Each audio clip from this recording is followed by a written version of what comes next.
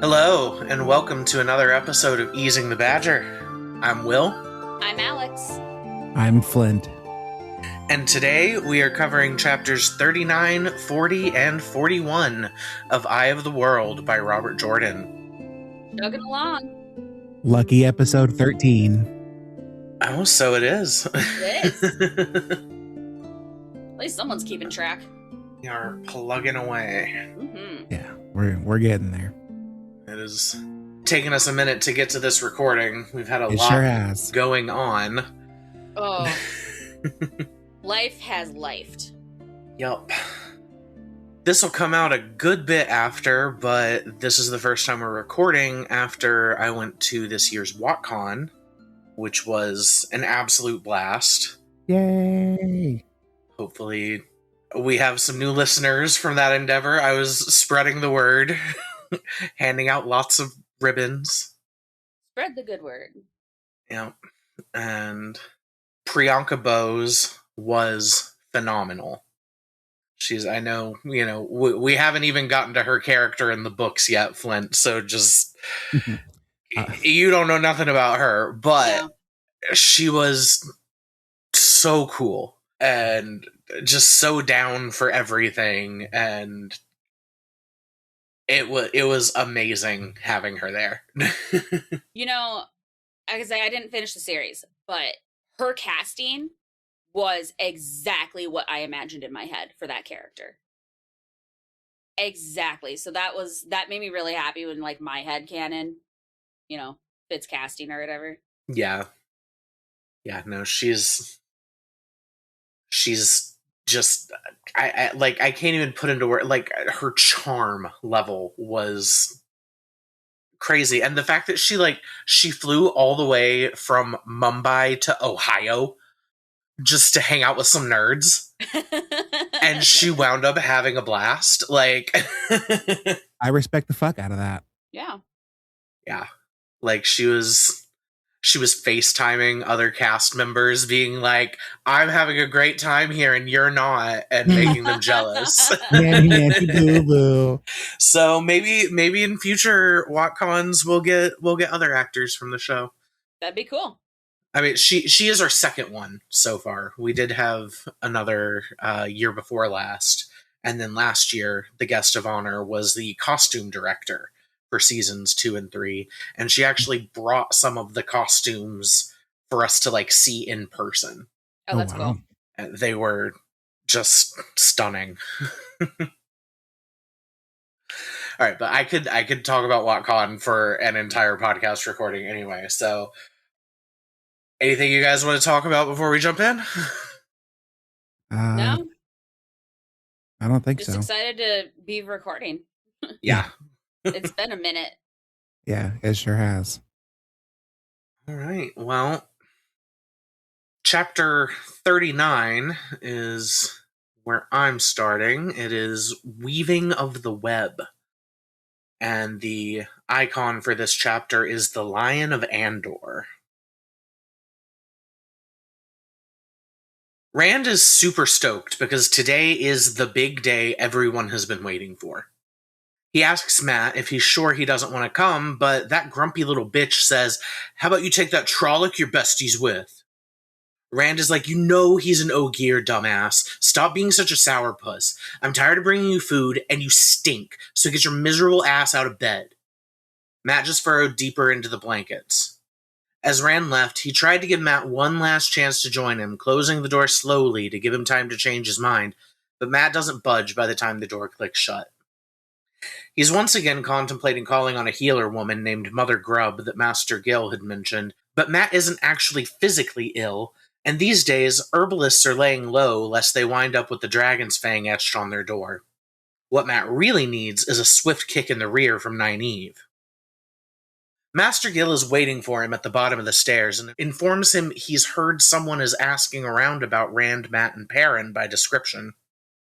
Some half-mad beggar. Rand asks if it's a dark friend, and Gil tells him he's being just as paranoid as everyone else in town these days.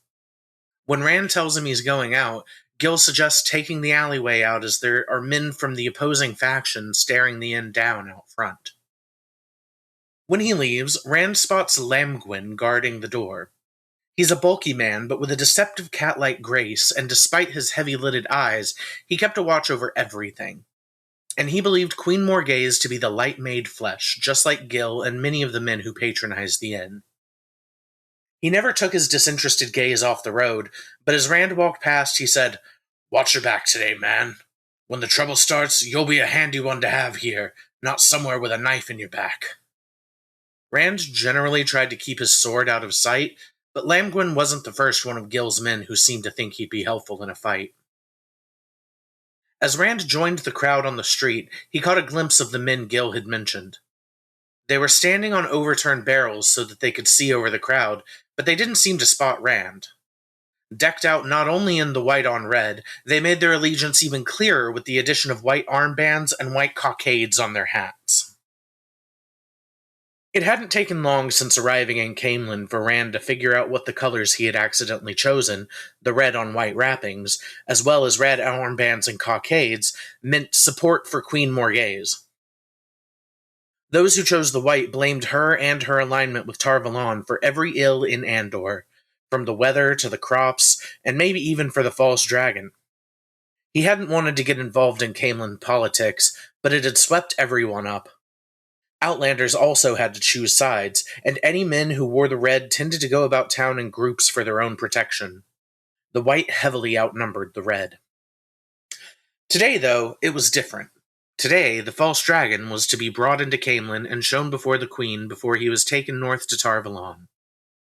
Today, at least, Caemlyn celebrated a victory of the light over the shadow. Of course, people didn't want to talk about the Aes Sedai's part in it, and how only they could truly deal with a man who could channel. They only wanted to celebrate that the war that had taken Loghain down had been fought with Andoran soldiers at the front, and it is those men who were to be celebrated, and everything else could be forgotten. Nor could it. Rand looked around and saw men wearing red still clumped together, and those wearing white outnumbered them 10-1. Not for the first time, he wished the white cloth had been cheaper. But then again, would Master Gil have helped him if he hadn't been wearing red? Everyone in the crowd was shoulder to shoulder, and even the white cloaks didn't have the usual berth around them that they typically enjoyed. Up ahead, Rand saw a couple of men bump into a white cloak so hard he nearly fell over, and it took his 2 fellow children holding him back to keep a brawl from erupting. Oddly enough, the fellows who had jostled him wore a white armband. Obviously, the white cloaks support those who oppose Morghese and the Aes Sedai, but there was an air of audacity in the air leading men to do things they would never think of before. Today, it's bumping into a white cloak. Perhaps tomorrow, it would be pulling down a queen. Suddenly, Rand wished there were a few more men wearing red for him to group up with. The white cloaks eventually noticed Rand staring at them, but before they could challenge him, he let himself get swept into a group of men who were singing, "Forward the lion, forward the lion. The white lion takes the field. Roar defiance at the shadow. Forward the lion, forward, Andor triumphant." The parade route was well defined, blocked off by Queen's guards, but people were crammed in on either side and along the rooftops as well. Rand was trying hard to make his way to the inner city. He fantasized about being able to see Loghain as he was being presented to the queen, and boy, wouldn't that be something.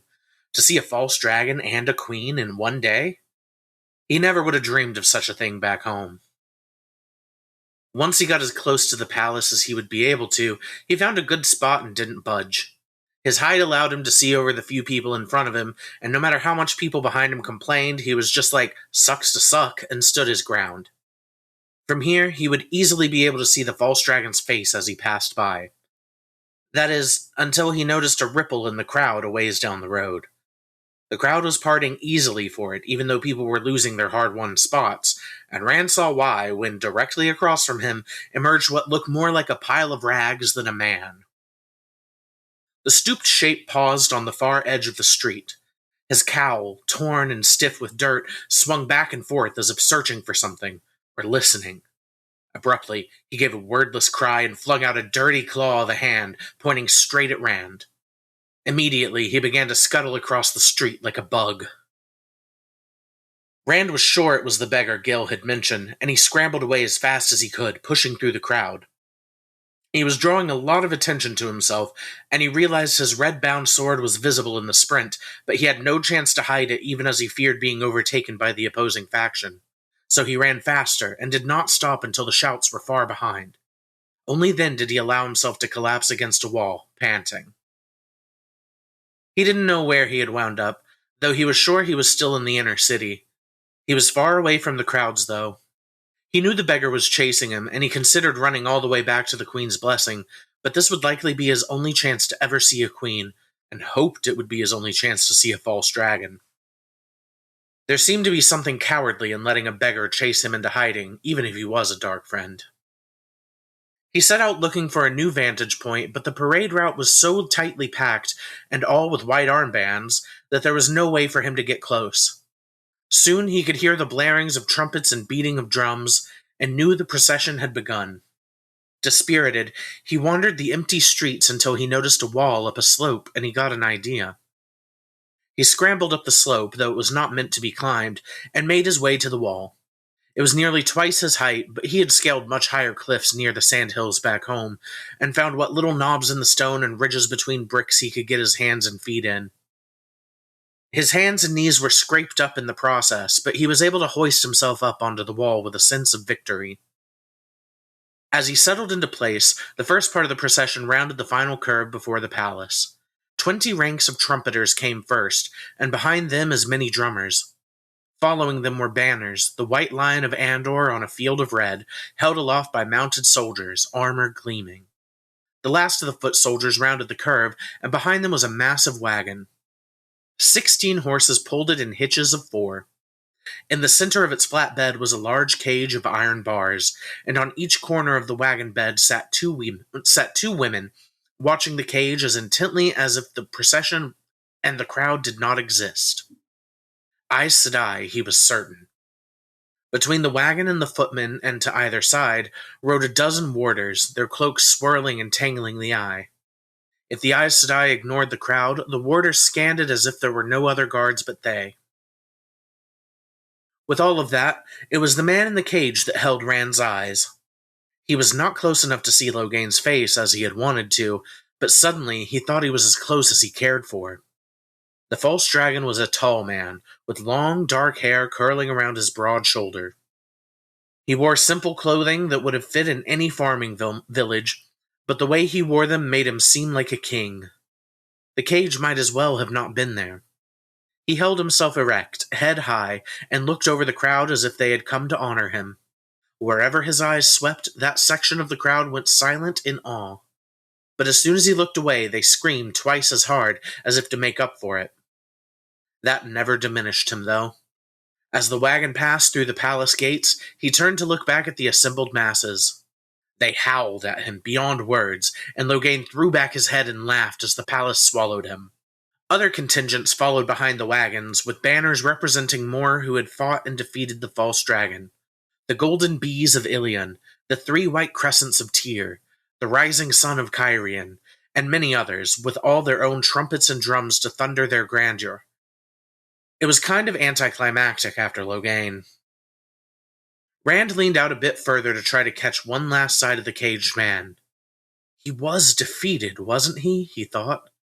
Light, he wouldn't have been in a bloody cage if he hadn't been defeated. Overbalanced, he slipped and caught the top of the wall, getting himself into a safer seat. With Loghain gone, he became aware of the burning in his scraped hands, yet he could not shake free of the images. The cage and the Aes Sedai. Loghain, undefeated. No matter the cage, that had not been a defeated man. He shivered and rubbed his stinging hands on his thighs. Why were the Aes Sedai watching him? He wondered aloud. They're keeping him from touching the true source, silly. He jerked to look up toward the girl's voice, and suddenly his precarious seat was gone. He had only time to realize that he was toppling backwards, falling, when something struck his head and a laughing Loghain chased him into spinning darkness. That's the end of the chapter. So we meet Loghain. That was a short one for you. It was a very short one for me. Not a lot of dialogue, though, so that helped. Yeah, it goes fast when nobody's talking. Yeah. But yes, finally, after all this time. these two stories finally intersect directly. Mm-hmm.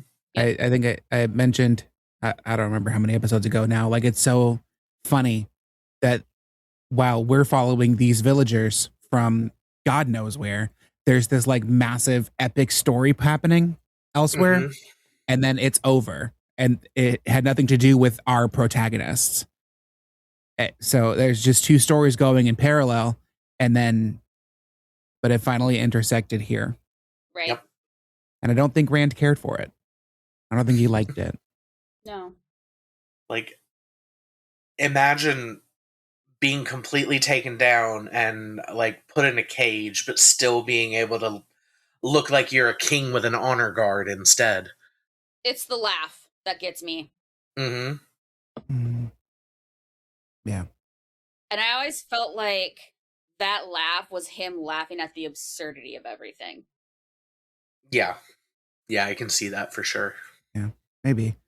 I mean, we know what the intent of displaying him this way was, but the effect at the same time, rather than instead of at the same time, because I also had the thought that this is like a royal procession, Mm-hmm. with a lot of fanfare and him being personally escorted under close guard, right, to protect everybody else from him rather than protect him from everybody else. But the effect ultimately is the same, and all of the pomp and the celebrating and even the jeering, right? Even, Mm-hmm. obviously we can see that Queen Morghese has people who, if they saw her, would jeer at her in a crowd, right? Yeah, very true. So the duality of that was striking to me.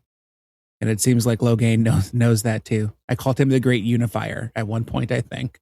Yeah, I mean, aside from that, there's not too much to dwell on the chapter. Yeah. Beggar. Yeah, the beggar was pretty freaky. Yeah. Whoever he is. I don't like that. Matt still being a little bitch. Yeah. And I didn't get into it in the description, but as far as the writing goes, there were a lot of really great descriptions of Camelin in this chapter. Mm-hmm. Yes. There was he went into great detail describing the city, and it sounds like a beautiful place. Mhm. Yeah, I agree. Lewis Carroll, is that you? Are you here? Can you hear us? That also was my first thought, was red versus white. Interesting. Mm, Where have I seen that before? okay. Yeah. And I mean, it is funny that even the opposing faction is still using the colors of like Andor and Camelin. Mm-hmm. They're just flipping which, whether they're supporting the Red Queen or the White Cloaks. The I don't white. know. Well, maybe not. I don't know. They don't seem too fond of white cloaks. No. The White Cloaks just also oppose Morghese and Right. Tarvalon. Right, an enemy of my enemy thing. I thought about that, whether like that's why they picked white, was in protest specifically of the Aes Sedai influence on the Queen. Ooh, okay, Like, yeah. because the lion on the flag, the lion on the banner is white. So maybe there's like a purer Andor, perhaps. Could be. I just had the thought that maybe it was like, the red on white is like Morghese is backed by the White Tower, but the white on red is saying that the White Tower is dominating Morghese, that they have more influence over Andor. I always took it more like how Flint did. The one being the colors of Andor matching the banners, and the other one being the opposite to show opposition. Right. That's how I always viewed it. Yeah. Mm-hmm. Maybe to make their treason seem less treasonous. It could be any or all of those things. It can mean multiple things. So yeah. Or we're all wrong. That too. We're completely missing the point. Yeah, and it is. I mean, you have to take into account with everyone's like displeasure with Morghese. Like, she's not of a direct bloodline because she won a war of succession. Mm-hmm. I mean, there did still, and but she still had a claim to the throne, or yeah, this is getting into the with. weeds and everything. Like, she does still have some like claim to it, but she wasn't the heir. Right. She had to fight for her power, so they don't have. I guess they don't have a predisposition to be loyal to her the way they would if she had been raised from a daughter heir. Mm-hmm. Yeah. Which would also still explain why they still use the Andor colors. Mm-hmm. Because it's less that they're opposing an entire system as opposed to the person who's heading it at the moment. Right. Whether that's Morghese or is it Elida? Yeah. Yep. I think it's they want to make Andor great again, and they're asking, what about Morghese's emails? Oh man. Oh man. What is there a Pizzagate here? Did that happen? Yeah, it's in the basement of the Queen's Blessing. Yeah. Oh, okay, got it. Yeah. Master Gill's just like, we don't have a basement. You're right. Right. What about the daughter heir's emails? What about that? Check Elaine's laptop. I hate it here. Because then I also just thought about that. What's that? I was to say, we escaped to a fantasy world and it's still the same shit we're living through. Yeah. Yeah. Because like, what is this where for whatever reason you end up opposed to medicine women? Great. Awesome. Look outside right now. Why is everybody shooting themselves right now? Right. Right. Mm-hmm. Okay. Awesome. Love that. I love fantasy as an escape from reality. Yep. So fun. I don't want my fantasy to mirror reality. So please stop. Well, unfortunately, that has never really been the case in any fantasy ever. I know. Well aware. Yeah. People write what they know, which is even wilder. If we can get a seance going, Robert Jordan, what are your thoughts on the legacy of Ronald Reagan?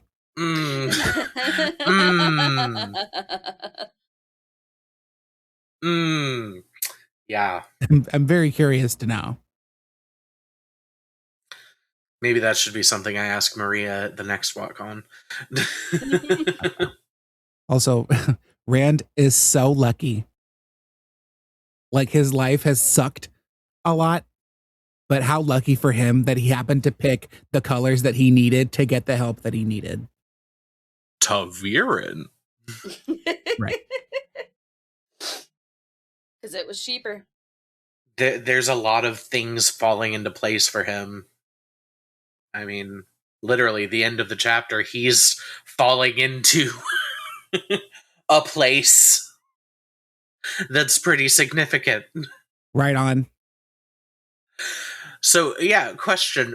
Before you turned the page, what did you think about this random girl spooking him off of the wall?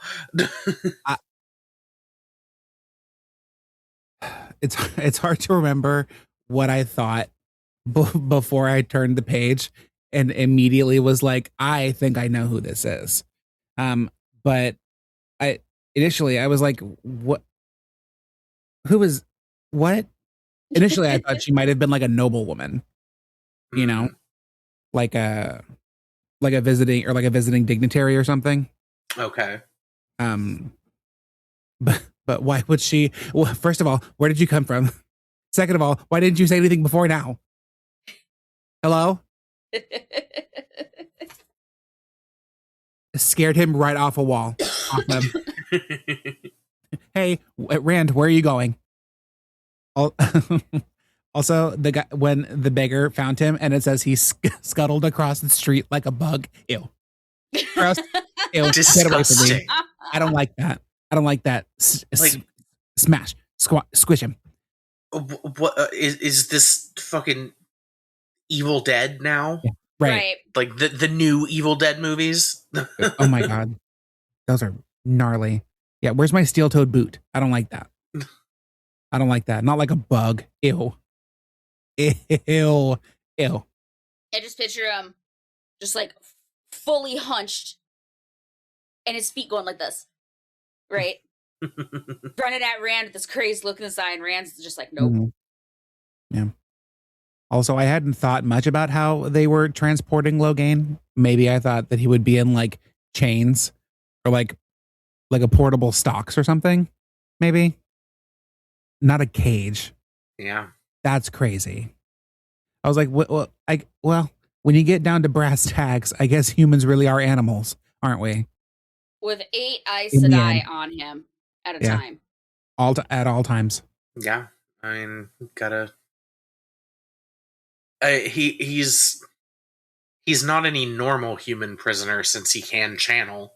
Mhm. So they've got to take extra precautions. Right. Yeah.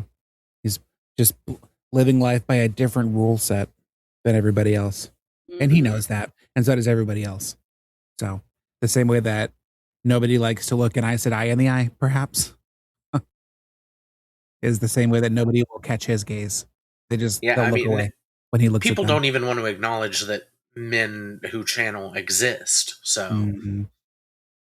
But yeah, no, it's good. Good chapter. Very Yeah. short. It Good was for a good you, Will. setup chapter for what comes next. Yeah. yeah. You deserve a break, Will, I think. Yeah. That's our turn. Oh. All right, ready to move on then? Yeah. Absolutely.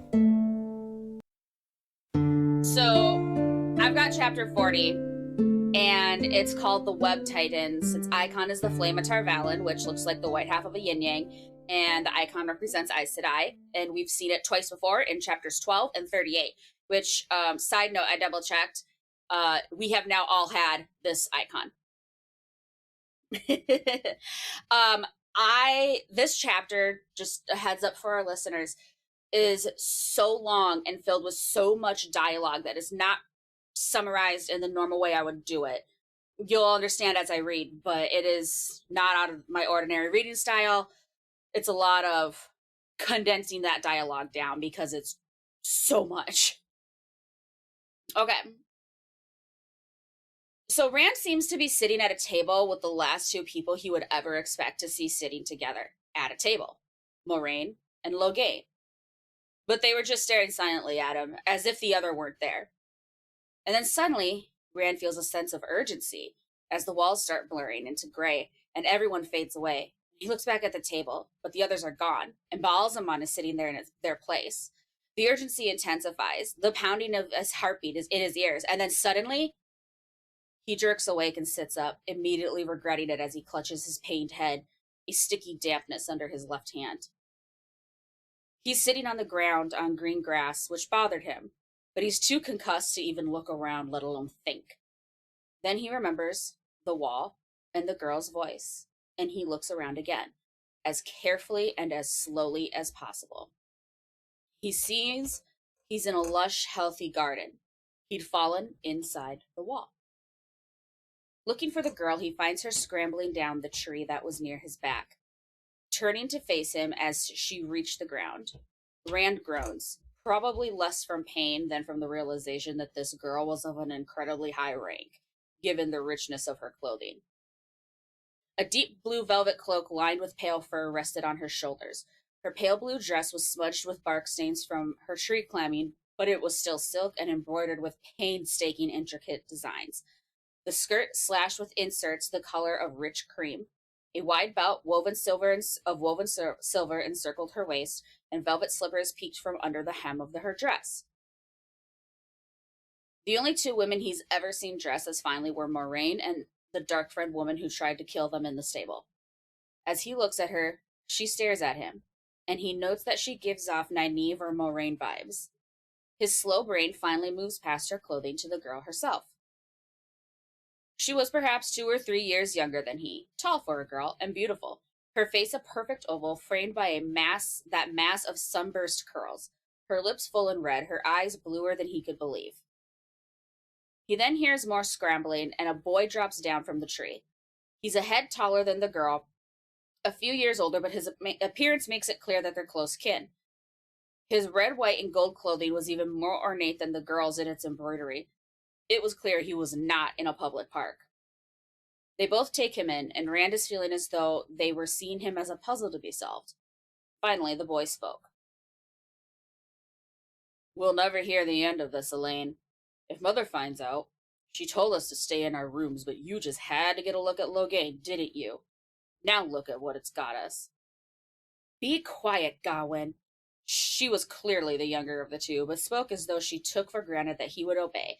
The boy's face struggled as if he had more to say, but to Rand's surprise, he held his peace. "Are you all right?" she said suddenly. It takes Rand a hot second to realize this last is said to him. He tries struggling to his feet, stuttering as he does so, that he's fine. He totters, his legs give out, and he lands back on his ass as Tweety birds fly around his head. "I'll just climb over the wall," he says, attempting to stand again. The girl, Elaine, presses a hand to his shoulder, and Rand, unable to fight off even this light pressure, sits back down. "You are hurt. You must have struck a branch coming down. You'll be lucky if you didn't break anything more than your scalp. I don't think I ever saw anyone as skillful at climbing as you. You don't do so well falling." Rand attempts to draw back from her, saying, "You'll get blood on your hands," but Elaine firmly pulls him back into place. "Hold still." She wasn't sharp, but it was clear she expected to be obeyed. She says it doesn't look too bad and begins pulling things out of her pockets, vials and packets and bandages, and tells her companion Gawain to hand over his water flask so she can wash the wound on Rand's head. Gawain quickly complies and then crouches near Rand's feet to watch Elaine work. She holds Rand's head gently but firmly with one hand to prevent any more pulling away. Gawain gives him a calm and gentle smile and tells Rand that while he's the first human she's fixed up, she's always finding stray animals to care for, and she knows what she's doing. Not that he's calling Rand a stray, no offense meant. Rand replies that there is none taken and feels like they're treating him like a skittish horse. She bandages his head and then pulls out a blue and gold scarf to wrap around his head. Rand knows that in Edmund's field it would have been a most treasured feast day item and protests that she can't use that for his head wound. "I told you to hold still," she says as she continues to wrap the scarf. Rand asks Gawain if she always expects people to do as she says. He grins and says most of the time, and most of the time they do. Elaine, about to ask him to hold the end of the scarf, now sees Rand's hands for the first time. Exclaiming that he didn't do that from falling, but rather climbing where he shouldn't be, she ties off the scarf and sets to work on his hands. Gawain goes on to say that most of the time people do listen to her, except for their mother or Elida, or their nurse Linny, or Gareth. Finishing that no one gives orders to Gareth. Elaine chimes in that not even their mother gives him orders, and she will make suggestions, and he will follow them, but she's never seen their mother command him. Gawain points out that he's served 3 queens, and under 2 of them he's been Captain General and First Prince Regent. Elaine says their mother should marry him, and Gawain replies that one of them must bend first. Their mother cannot, and Gareth will not. Elaine suggests that she could command him. Gawain says he'd probably obey, but that their mother wouldn't do that. Suddenly they both stop and turn and look at Rand. He suspects that they forgot he'd been there. Who is your mother?" he asks them. In the most ordinary of tone, Gawain replies, "Morghese, by the grace of the light, Queen of Andor, defender of the realm, protector of the people, high seat of House Chakand." "The Queen," Rand mutters in shock to himself, and then to himself, "Don't attract any attention. Just fall into the Queen's garden and let the daughter heir tend your cuts like a hedge doctor." Rand scrambles to his feet, attempting to remove the scarf, for which Elaine chides him. He says he has got to go and that he'll just go back over the wall. It now dawns on Elaine that Rand really didn't know and questions that he climbed the wall just to see Logain when he'd have a better view in the streets.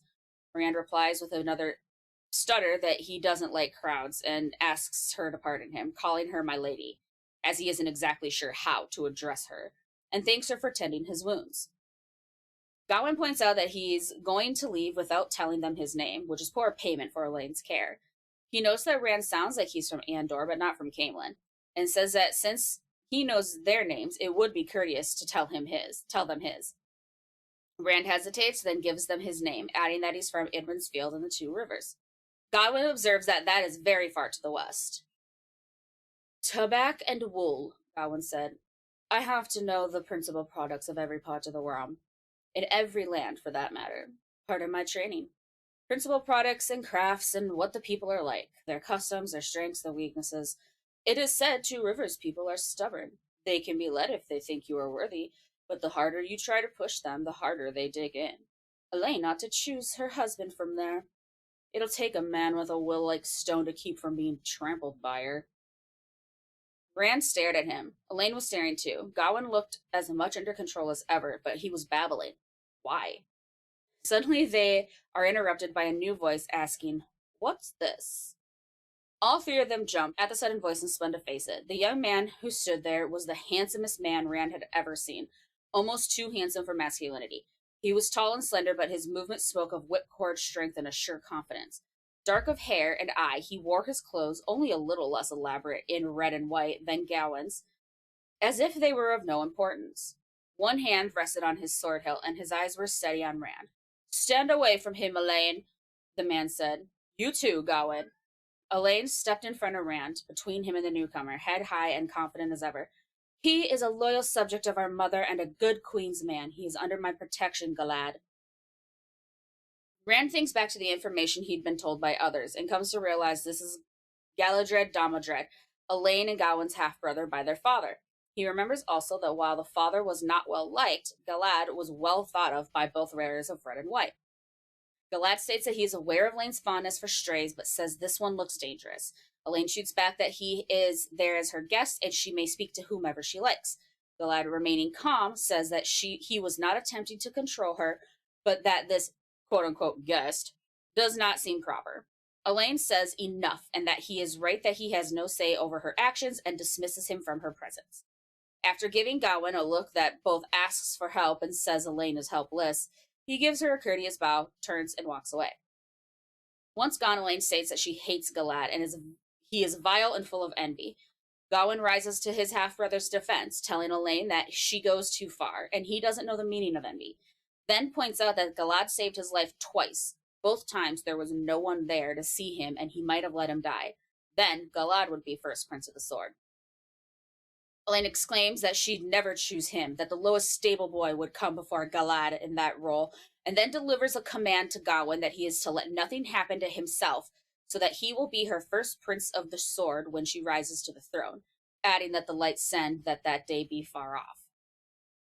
After this exchange, Elaine tells Rand that they must get him out of here quickly. Gawain explains that Galad always does the right thing. Always. Even when he shouldn't. And in this case, the right thing is to inform the guards of Rand's presence in the garden. Rand says he should go back over the wall, and Elaine says not after the care she gave his hands. There's a small gate that they can use. Then they hear boots trampling their way. Gawain mutters that Galad must have started running for the guards the moment he was out of their sight. Elaine swears an oath so obscene Rand raises his eyebrows. And then the siblings return to their cool, collected states once more. Suddenly, they're surrounded by soldiers bearing arms and crossbows, pointing at Rand. The prince and princess move in front of him, arms outstretched in protection, and an officer by the name of Talonvor shouts for them to move away from Rand. What follows is an exchange between Elaine and Talonvor, in which she insists on claiming guest right on Rand and using her position to command Talonvor. Talonvor arguing back with her and loath to accept commands from the young princess, something Rand notes he's likely been forced to do before.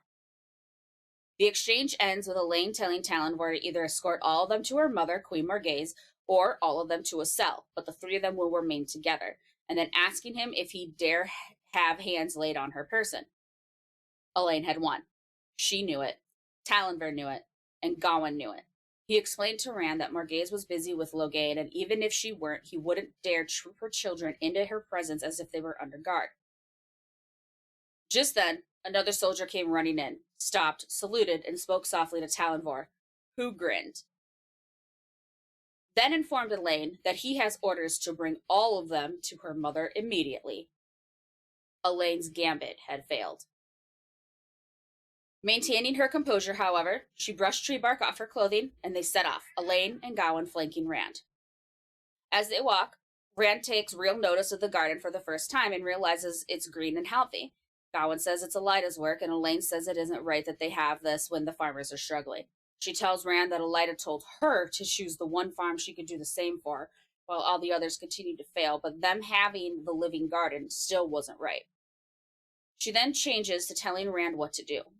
Remember yourself, she told Rand briskly. Speak up clearly when you are spoken to and keep silent otherwise. Follow my lead. All will be well. As Rand is marched through the palace, he notes various servants running around doing whatever it is they do, and he sees a single cat, a gray striped tom, moving down the hall between people's legs without a care in the world. And as he sees the cat, he realizes that this is the only one he's seen. Then he realizes that it's because the castle doesn't have rats. That didn't sit right with him. Everywhere had rats. This feels unnatural, and he'd be more comfortable if he knew the castle did have rats. When they finally stop before a set of tall, dark wood doors with lion carvings in fine detail, Gawain jokes that at least they aren't at the Grand Hall, because his mother's never ordered someone's head cut off from here. Talonvor then tries to take Rand's sword, but Elaine stops him, once more claiming the guest right, allows him to wear his weapon in their presence, even in front of the queen, and asks if he'll deny her word that Rand is her guest. Talonvor doesn't argue and backs off. They're announced as the doors open, and Elaine glides through. Gawain follows a single pace to her rear on one side, and Rand copies him on her other side. He continues to follow Gawain's lead as Elaine drops into a deep curtsy before the queen, getting down on his right knee, head bowed, leaning forward to press the knuckles of his right hand against the floor, and resting his left hand on his blade hilt. Gawain used his own dagger. Rand was congratulating himself on not fucking up when he noticed Talonvor glaring at him, and he has a moment questioning if he was supposed to do something else, and then another moment of anger that if he were expected to do something different, nobody told him, and Talonvor could just fuck off. The Queen of Andor was sitting on a throne on a raised dais, flanked by two massive hangings depicting the White Lion of Andor on a field of scarlet. On the Queen's right stands Captain General Gareth Bryn, a bluff, blocky man with 4 golden knots on his shoulder. Behind the throne and to the left sits a woman on a low stool. She is in deep green silk and knitting something out of a wool so dark it's nearly black. The sound of her knitting needles is the only sound in the otherwise silent room. He tried to look at everything, yet his eyes kept going back to the woman with the gleaming wreath of finely wrought roses on her brow, the rose crown of Andor. A long red stole, the Lion of Andor, marching along its length, hung over her silken dress of red and white pleats, and when she touched the Captain General's arm with her left hand, a ring in the shape of the great serpent eating its own tail glittered. Yet it was not the grandeur of clothing or jewelry or even crown that drew Rand's eyes again and again. It was the woman who wore them.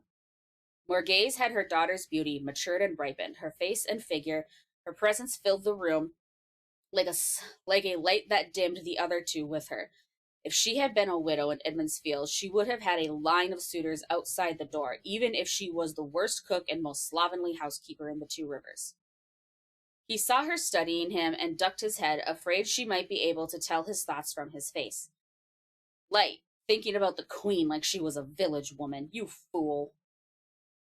You may rise, Morghese said in a rich, warm voice that held Elaine's assurance of obedience 100 times over. Rand stood with the rest. Mother, Elaine began, but Morghese cut her off. You have been climbing trees, it seems, daughter. Elaine plucked a stray fragment of bark from her dress, and finding there was no place to put it, held it clenched in her hand. In fact, Morghese went on calmly, it would seem that despite my orders to the contrary, you have contrived to take your look at this Logain. Gawain, I have thought better of you. You must learn not only to obey your sister, but at the same time be a counterweight for her against disaster. The queen's eyes swung to the blocky man beside her, then quickly away again. Bryn remained impassive as if he had not noticed, but Rand thought those eyes noticed everything. That, Gawain, is as much the duty of the first prince as is leading the armies of Andor. Perhaps if your training is intensified, you will find less time for letting your sister lead you into trouble. I will ask the Captain General to see that you do not lack for things to do on the journey north. Gawain shifted his feet as if about to protest, then bowed his head instead. As you command, mother. Elaine speaks up now in defense of Gawain, stating he can't keep her out of trouble if he isn't with her, and that's the only reason he left his rooms, that she didn't think there'd be any harm in just looking at Logain, pointing out that everyone in the city had been closer than she was. Morgase snaps at her daughter that everyone in the city is not the daughter heir. She says that having seen him up close, seen him caged and contained by the Aes Sedai, he is still dangerous, and that she wishes he'd never been brought to Caelwyn. The woman on the stool then speaks. He will be dealt with in Tar Valon. What is important is that the people see that the light has once again vanquished the dark, and that they see you as part of that victory, Morgase. The queen dismisses this with a wave of the hand, saying she still wished she hadn't come, then addresses Elaine once more, saying she knows her mind. Elaine protests that she really does mean to obey her mother. Morgaine feigns surprise at this, and then acknowledges that yes, she does mean to obey, but that she constantly tests her boundaries. She then acknowledges that she did the same with her own mother, and that spirit will stand her in good stead once she is queen. But as she is not queen yet, she must be satisfied with the look she had of Logain, as neither she nor Gawain will get within 100 paces of him on their journey north to Tar Valon. The woman behind the throne seemed occupied with counting her stitches. In 1 week, she said suddenly, you will be wanting to come home to your mother. In a month, you will be wanting to run away with the traveling people. But my sisters will keep you away from the unbeliever. That sort of thing is not for you. Not yet. Abruptly, she turned on the stool to look intently at Elaine. You have it in you to be the greatest queen that Andor has ever seen, that any land has seen in more than 1,000 years. It is for that we will shape you, if you have the strength for it. It is only now that Rand realizes this woman is Elaida, the Aes Sedai. Morgase tells Elaida enough that Elaine has heard these things more than enough, and she then shifts the subject. Now, there's the problem of this young man. She gestured to Rand without taking her eyes off Elaine's face. And how and why he came here, and why you claimed guest right for him to your brother. Elaine asks if she may speak, and Morgase grants permission. Elaine tells her mother the events that had transpired. She speaks simply and factually with no embellishment. When she finishes, she says, Mother, often you tell me I must know our people from the highest to the lowest, but whenever I meet any of them, it is with a dozen attendants. How can I come to know anything real or true under such circumstances? In speaking with this young man, I have already learned more about the people of the Two Rivers, what kind of people they are, than I ever could from books. It says something that he has come so far and put on the red when so many incomers were white from fear. Mother, I beg you not to misuse a loyal subject, and one that has taught me much about the people you rule. A loyal subject from the Two Rivers, Morgase sighed. My child, you should pay more heed to those books. The Two Rivers has not seen a tax collector in 6 generations, nor the Queen's guards in 7. I dare say they seldom even think to remember they are part of the realm. Rand shrugged uncomfortably, recalling his surprise when he was told the Two Rivers was part of the realm of Andor. The Queen saw him and smiled ruefully at her daughter. You see, child? Elaida then sets her knitting down and rising moves to stand before Rand, studying him. From the Two Rivers, she says, with that red hair and gray eyes? Two Rivers people are dark of hair and eye, and they seldom have such height, or such skin. This last part, speaking of the light skin under his coat sleeve that she'd pushed up. Rand replies, with some effort to be civil, that he was born in Idmond's Field, explaining that he got his eyes from his Outlander mother, and his father is Tam Althor, a shepherd and farmer. Nodding at this and never taking their eyes from each other, Elaida moves her hand towards him slowly once more. This time, she touches the hilt of his sword at the very top. Her eyes widen in surprise, and her fingers tighten around the hilt. A shepherd from the Two Rivers, she said softly, a whisper meant to be heard by all, with a heron-marked sword. With those words, everyone moves to get into position to attack Rand if necessary, or to get between Rand and Elaine or Morgase, including Gawain, stepping between him and his sister, looking worried. Even Elaine looked as though she were seeing him for the first time. Morgase didn't move or change expression, but her hands tightened on her armrests. Elaida was the only one to show even less reaction than the Queen, acting as if she'd said nothing at all and removing her hand from the sword. Morghese says that surely he's too young to have a Heron-mark blade. Gareth Bryn now says that it belongs with him. Morghese questions how, and Bryn replies that he doesn't know how, that he is too young, but that it still belongs with him. He can see it in his eyes and in his stance, how he and the sword fit together so well. He is too young, but the sword is his. Elida asks Rand how he got the sword, and he says his father gave it to him, saying he would need a sword out in the world. Elida makes another snide remark about another shepherd from the Two Rivers with a Heron-mark blade, then asks him when he arrived in Camelin. Rand, sick of her, lies and says today. She says just in time and asks where he's staying, as he's clearly had time to freshen up from the road. Rand lies again and says he's got a bed in the attic of the Crown and Lion, a location he chose having remembered seeing it when they first arrived, and it being on the other side of the city from the Queen's blessing. Elida then comments on the chance that the same day the unbeliever Logain is brought into the city, Rand also arrives in the gardens, claiming to be a loyal subject with a story to entice the daughter heir, suggesting that wrappings on a sword can be changed and asking Morghese what she thinks of this coincidence. The Queen waves at Bryn to step aside and studies Rand before asking Elida if she is naming him Darkfriend or follower of Logain. Elaine then rushes forward, dropping to her knees and begging her mother not to harm Rand, as he tried to leave and she made him stay. Morghese made a soothing gesture at her daughter, but her eyes remained on Rand. Is this a foretelling, Elida? Are you reading the pattern? You say it comes on you when you least expect it and goes as suddenly as it comes. If this is a foretelling, Elida, I command you to speak the truth clearly, without your usual habit of wrapping it in so much mystery that no one can tell if you have said yes or no. Speak. What do you see? This I foretell, Elida replied, and swear under the light that I can say no clearer. From this day, Andor marches towards pain and division. The shadow has yet to darken to its blackest, and I cannot see if the light will come after. Where the world has wept one tear, it will weep thousands. This I foretell. A pall of silence clung to the room, broken only by Morghese expelling her breath as if it were her last. Elida continued to stare into Rand's eyes. She spoke again, barely moving her lips so softly that he could barely hear her less than an arm's length away. This, too, foretell.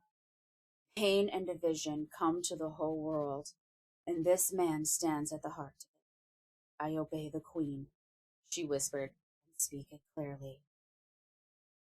Rand, taking a moment to process, speaks for the room to hear, insisting he is only a shepherd from the Two Rivers. Morghese then says she needs advice of her Captain General.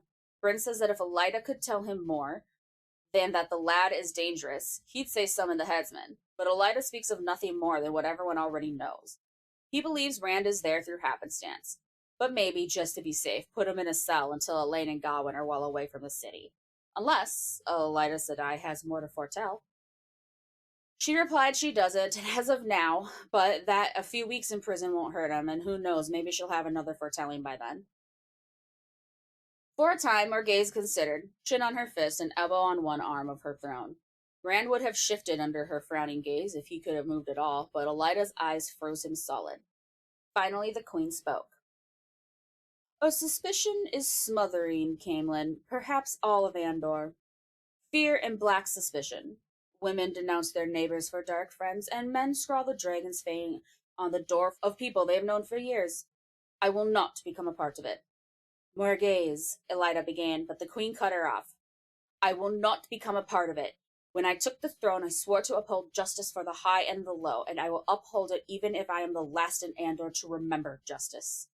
Rand al'Thor, do you swear under the light that your father, a shepherd of the Two Rivers, gave you this Heron-mark blade? Rand worked his mouth to get enough moisture to speak. I do. Abruptly remembering to whom he was speaking, he added hastily, my queen. Lord Gareth raised a heavy eyebrow, but Morghese didn't seem to mind. And you climbed the garden wall simply to gain a look at the false dragon? Yes, my queen. Do you mean harm to the throne of Andor, or to my daughter or my son? Her tone said the last two would gain him even shorter shrift than the first. I mean no harm to anyone, my queen, to you and yours least of all. I will give you justice then, Rand al'Thor, she said. First, because I have the advantage of Elida and Gareth in having heard Two Rivers' speech when I was young. You have not the look, but if a dim memory can serve me, you have the Two Rivers on your tongue. Second, no one with your hair and eyes would claim that he is a Two Rivers shepherd unless it was true. And that your father gave you the hair and mark blade is too preposterous to be a lie. And third, the voice that whispers to me that the best lie is often one too ridiculous to be taken for a lie. That voice is not proof. I will uphold the laws I have made. I give you your freedom, Randall Thor, but I suggest you take care where you trespass in the future. If you are found on the palace grounds again, it will not go so easily for you. She then orders Talonvor to escort her daughter's guests from the palace, showing him every courtesy. At the same time, telling Elida and Gareth to stay as they needed to discuss what to do about the White Cloaks. Outside the door, Rand is surprised to have Elaine and Gawain join him as he is led out. They stop in the great court at the front of the palace before the tall gilded gates, where a sally port was being opened for him. It is custom, Elaine said, to escort guests as far as the gates, but not to watch them go. It is the pleasure of a guest's company that should be remembered, not the sadness of parting. Thank you, my lady, Rand said. He touched the scarf bandaging his head. For everything. Custom in the Two Rivers is for a guest to bring a small gift. I'm afraid I have nothing. Although, he added dryly, apparently I did teach you something of the Two Rivers folk. Elaine says that if she had told her mother that she thought him handsome, he'd be in a cell. Then she said farewell and left. Gawain laughs and says not to bandy words with her because she'll win every time. He then waits, and seemingly on the same page, Rand is able to ask him why everyone was so surprised that he insisted he was from the Two Rivers. Wrap a shufa around your head, Rand, and you would be the image of an Aielman. Odd, since Mother seems to think you sound like a Two Rivers man, at least. I wish we could have come to know each other, Randall Thor. Fare you well. Rand watched Gawain go before Talonvor coughed deliberately and Rand skedoodled through the gate. Talonvor closed it so fast behind him that the gate damn near scraped his heels. The plaza was now empty, the city having returned to its day-to-day life. He starts off at a trot to get quickly away from the palace before Elida can come after him, and by the time he reached the new city, he was in a dead run. And that's the end of the chapter. Did you have a nice nap, Will? You look like you fell asleep. No, I've been over here folding laundry while you read. Oh, I kept seeing you move in my peripheral. I had to read all that while corralling two of the cats because both Pepper and Sylvie decided that they were going to start shit. Oh, god damn, that chapter was long. Yeah. Rand sure did have an adventure. So there's a lot happening. Yeah. He wanted to see the Logain and the Queen, and he sure did. He sure did. Logain and the Queen, and the daughter heir, and the first Prince of the Sword, and their older half-brother, and the Aes Sedai advisor, and the Captain General. Literally the most highest ranking people in the fucking kingdom, and he ended up in a room with all of them. Yeah. Babe, I thought we wanted to go unnoticed. I think that you've been noticed. I think he's been noticed. He's been extremely noticed, actually. They say it like it's I skipped it obviously, but like 3 or 4 times in the chapter, Rand is just beating himself up for not going unnoticed. It was about the most opposite of unnoticed that you can be, I think. Yeah. To be speaking directly to the Queen herself. Yeah. Yeah. So good job. Maybe you should have just stayed home. Maybe you should have just stayed at the inn, like Matt. Just cuddled up with Matt. Yeah, the argument for depression wins the day again. This is why we don't go outside, people. Stay in bed with Matt and stroke his dagger. Oh my. Oh, girl. But he's smelly. He's got to at least bathe first. Like I don't think it's said how long they've been in the inn, but he's just been in that bed the whole time. Yeah. Never touch a dirty dagger. I don't think so. No, thank you. Ew. Dirty. What kind of cheese is on it? Ew. Not residue. No. Disgusting. I do not apologize. Anyway,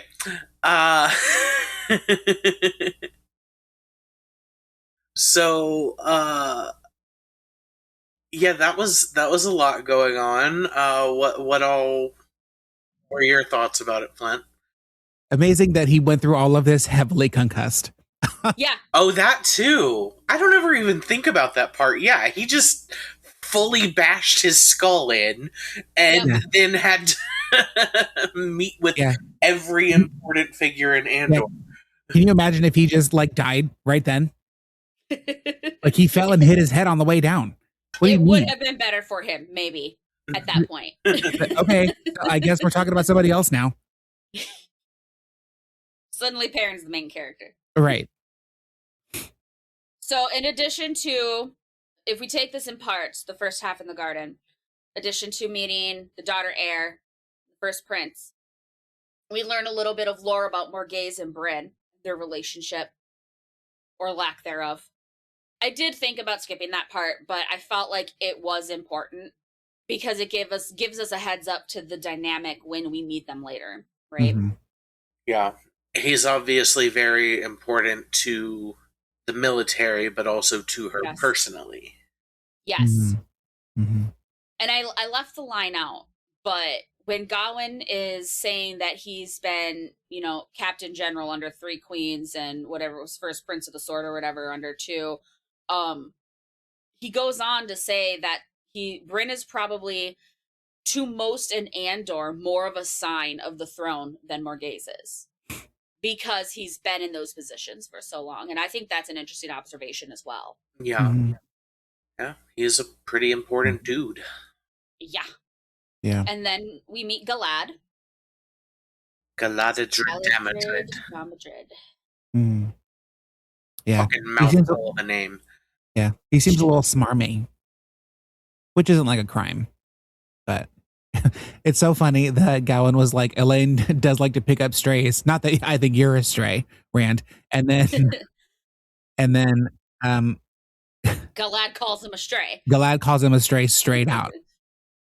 Like, what? Yeah, Galad. He has no manners. Yeah, he's lacking tact. And Rand, concussed, is like, okay, no offense taken, I guess. But he is kind of a stray. He literally fell into their garden. Like, baby bird. Come on. Also, so funny that he's noticing how beautiful Elaine is and then feels guilty. Very funny to me. It was even funnier when he compares Morghese to a village woman and then berates himself for that. Yeah. Like, I mean, I get it. Like, that's the only social dynamic you've known, but like, that's not her, babe. Not at all. Mm-mm. I know I skipped it quite a bit, but the interaction between Elaine and Talonvor is one I like, because I just think it's really funny that this grown-ass soldier has to obey this teenage princess. Yeah, you gotta know she bosses him around constantly. Constantly. Yeah, because what is he going to do? Right. Knight Lieutenant. And what a name, Talonvor. Right. Like, that's a pretty knightly name, RJ. You did good on that one. Yeah, that was... Mm-hmm. Yeah. Yeah. So what do you think of Elida and Bryn wanting to throw him in a cell? Just because. Well, I mean, I think that it seems like the prudent course of action because they don't know anything about him other than that. Like, actually, it probably, I don't know if it would have been better for him to tell them the truth about when he got to Camelin, that they've been there for some time, rather as opposed to just that day. Because either way, the coincidence that he happens to be in the royal garden on the same day at the same time that Logain is being marched through the city is an ugly circumstance. Yeah, it is an ugly circumstance to be happenstance to be caught up in. Elida, I think, would have wanted to throw him in jail, no matter who he was or what he was. I But think so too. with Gareth, it seems less like a reflex and more like a reasoned recommendation, perhaps. Just to be safe for Prince and Princess. Get them well away from the city and then let them out. Yeah. I can understand that. The wheel wove differently. Speaking of the pattern, Elida's foretelling. Yeah. That was certainly interesting. I like that Bryn was like, she hasn't told us anything no one can't see with their own damn eyes. Yeah. Oh, you think we're headed for ruin? Groundbreaking. Anything else? And then the little part she kept under her breath. Yeah. I know, right? But he's at the center of it. What could that mean? And what does Loyal call it? Taviran, and then something else. There's another word that he used that I don't remember. I'm not. I mean, Will are both like. I'm not sure which word you're talking about. No. Let me see. Tomoral Island. Aelin? What does the web itself? It says the first bending to make the web is Taviran, and then the web itself. Oh, right. That's just the old tongue name for the pattern. Yeah. Okay. Anyway, yeah. This I do like them. I do like all three of them. Elaine, Gowan, and Morghese, actually. Me too. I didn't know what to expect from them, but I do like them quite a lot. I especially liked how Elaine points out that it's messed up, that it's really pretty and really lush and really bountiful inside the castle, while the trees are dead just outside. Yeah. And like there is something to Elida's pragmatism where she's like, okay, we'll pick which specific farm you want me to enchant. Mm. And right, but that'll help. But after definitely. Elaine mentions that and she says it's still not right, it makes me feel like Elaine would rather their garden be dead like everybody else's. Right? Yeah. To be on that same level. Mm. If they can't have it, why should we? Kind of a thing. Or if they can, then everybody should too. Right. I made a note. It's like joy, leisure, beauty things that are reserved for the upper classes, which is another case in which fiction reflects reality. There's like the formation of class consciousness, at least in the United States, is defined in part by the introduction of leisure time. That's something specifically that the middle and upper classes get to do. They get to go on vacations. They get to have pretty gardens. They get to, take time and just enjoy being in a cultivated sense of nature that reinforces the sense of human mastery over it. Because the working classes are working. They don't get that. They work, they go home, they go to bed, they get up, they go back to work. Yep. But Elaine sees that that discrepancy is wrong. So I like her very much for that. You can see that she gets that sense of justice from her mom too. Yep. Because it would be really easy for Morghese to just go along with with the general sentiments of the town and the practice, to just suspect everyone and, be overzealous even in her protection against perceived threats, even when there's no threat there. Right. But she chose to take him at his word and then let him go. This one time. Don't do it again. So I do like them very much for that. I like that even though she was clearly upset with her daughter's behavior, she still allowed her daughter to speak and heard her, what I consider impartially, heard her out when she explained events. And yeah. I did laugh when she told Gowan, she was like, I think that you don't seem to have enough to do. So I think probably I'll make sure to tell the Captain General to give you plenty of things to do so you can't have your sister lead you into trouble because you won't have time. I was like very much a queen, but also very much a mom. That's very much a mom thing to do. You must not be busy enough So I'm going to keep you too busy to get in trouble, I think. Yeah, that was definitely a mom move. But because she's also the queen, what is he going to do? As you Right. command. Right. Noting all of these things about Morghese and how, like, not only how she rules, but how she parents, and obviously we're only getting a glimpse of how she rules at all here, but what sense we do get of her character, I I can't help but wonder if there is something to the criticism of Elida's influence over her. How would she rule differently if Elida wasn't An whispering advisor. things in her ear? You know, Yeah. Yeah. clearly she has a slightly different outlook than Morghese and Elaine do, and how much of that outlook is influencing Morghese's policy. Yeah. It is a question, but I But think at the same, sorry, go ahead. I was going to say I think that the one glimpse that we do get of her ruling is that she disagrees with Elida and then does what she wants to do instead of what Elida recommends. I think is Right, that's what I was about to say. Is Morghese is clearly a woman though who knows her own mind. Yeah. Yep. She is very secure in herself and has her ideals. So is there even that much influence Elida is exerting? Right. Unfortunately, it is too small of a window into their dynamic to know, but it is. Right. But You can kind of see where the common folk get these notions, especially with their established prejudice against Aes Sedai. Yeah. Right, and then everything going wrong, it's easy to make that a scapegoat. Right. Especially if they happen to know what the condition of the royal garden is like. But yeah, we don't know what the townspeople know about all of Queen Morghese's decisions. Like, I bet rumors about the garden have made their way out to the town. Yeah, they must have. Oh, they had to have. Yeah. So we only have this one example, but it is interesting that the example that we get is this, as opposed to any other one. Mm-hmm. So I don't know.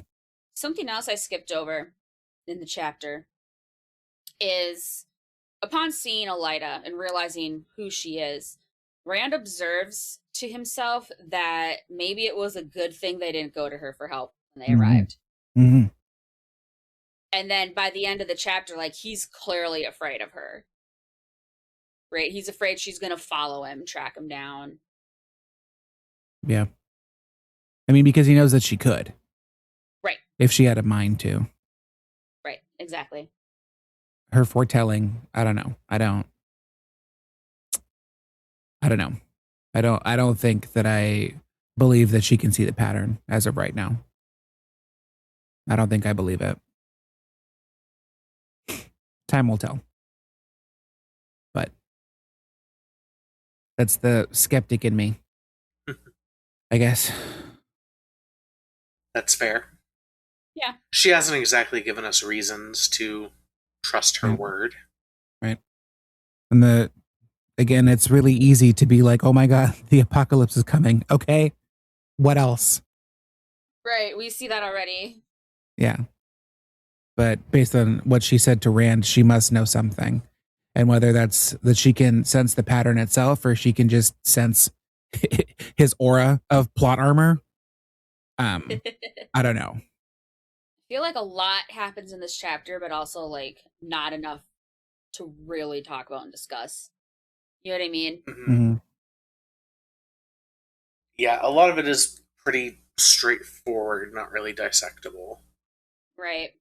Yeah. We can really only make observations on the new characters we've met and some of their interactions. One more thing that was mentioned about one of the characters, though. Galad being favored by both factions of the common people.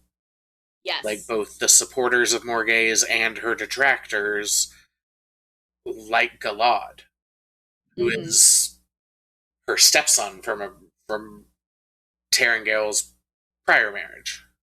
Which was with the previous queen. Yeah. Mm-hmm. Or no. She never became queen. The previous daughter heir. Oh, she was still daughter heir at the time. Right. Yeah. Okay.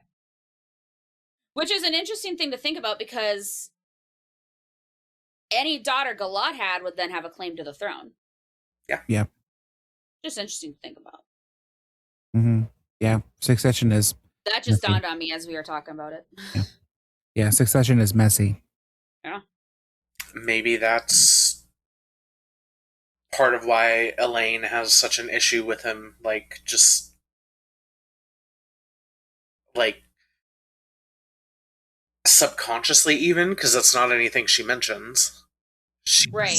She might not even realize it, but she considers him a threat. She just thinks he's a snitch. Yeah. Well, he is. He very much is. He is. He is. He did narc on them. So. But he did also save Gawain's life twice when he didn't have to. Yeah. That's true. And it would have benefited him not to. Yeah. Yeah. But so, like, I'm sure he's fine. It's just the impression that I get is that he's a little smarmy. Yeah. So, which is, I mean, love if he's a Gawain prince, so then much. okay. I love Gawain's laid back, like, chill demeanor.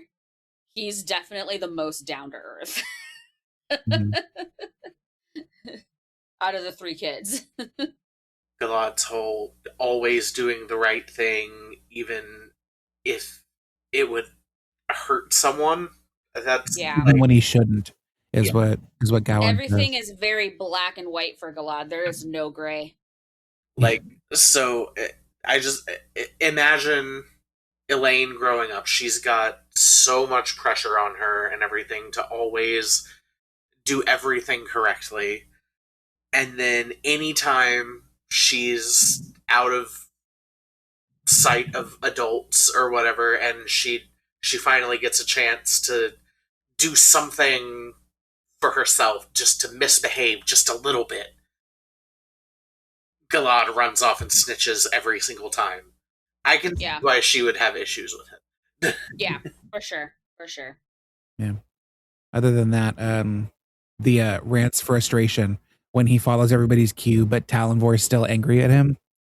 I was like, unfortunately, etiquette is also a mark of class, especially high etiquette. You, peasant from bumfuck nowhere, would have no reason to know how to interact with royalty.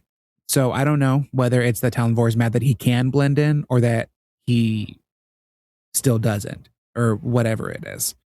But that frustration. Like maybe Talonvor was hoping he would just be standing there stupidly, which would give Morghese a bad opinion of him or something. Yeah. Yeah. Yeah. Because he wanted him to do something to stand out. Yeah. It's, there's a certain luxury perhaps in being raised without class consciousness. Like Rand knows that he's a shepherd, right? And he knows what his job is, and he knows how he contributes to the town, to his village's well-being, him and his dad, right? He knows that, but it's not the class consciousness part of that is not necessarily because they're so remote, and everybody else is like him, even, with the little stratifications of, the innkeeper also being the mayor, right? Right. That's a much smaller difference than between Rand and the queen and the daughter heir. And up until this there's point, there's a whole world of etiquette and social norms and regulations and implied rules that he has no occasion to learn about, because why would he? He would never need to know, not if there's not been a tax collector on behalf of the queen in 6 generations. Yeah. He just wouldn't need to know. Up until this point, any talk of queens or anything might as well be fairy tales. Like, it has no actual bearing on his day-to-day life. Yeah. That means that, he's not going to know what he's supposed to do. And it's valid for him to be frustrated that people are mad at him that he doesn't know what he's supposed to do. Yeah. I don't know. Have somebody there to teach him etiquette, I guess. Put a finishing school in Emmons Field. I don't know. Like, what else is there? You see that again a little bit when he answers Morghese and then like belatedly adds in my queen, and Bryn like has a reaction for just a moment, right? Because I think it's different, obviously, but because I don't think Bryn's reaction was out of ill intent for Rand. I think he was like, "Oh, you should know how to address her properly. She's the queen, right?" It's more of like a defense of her honor than anything. But we still see it. Yeah. Well, because it's one thing to refer to the royalty as your majesty and another as my queen. Yeah. Especially, again, being from Emmons Field, who is barely a part of the realm. Right. And but it makes sense that Rand would take his example, even though he's the captain general, and his relationship to Morgaze is much different. So, but I don't know. Right. And again, Rand would have no occasion to know what is more appropriate, and that Morgaze doesn't pay it any mind. Okay. As long as some level of deference is shown, then okay. Yeah.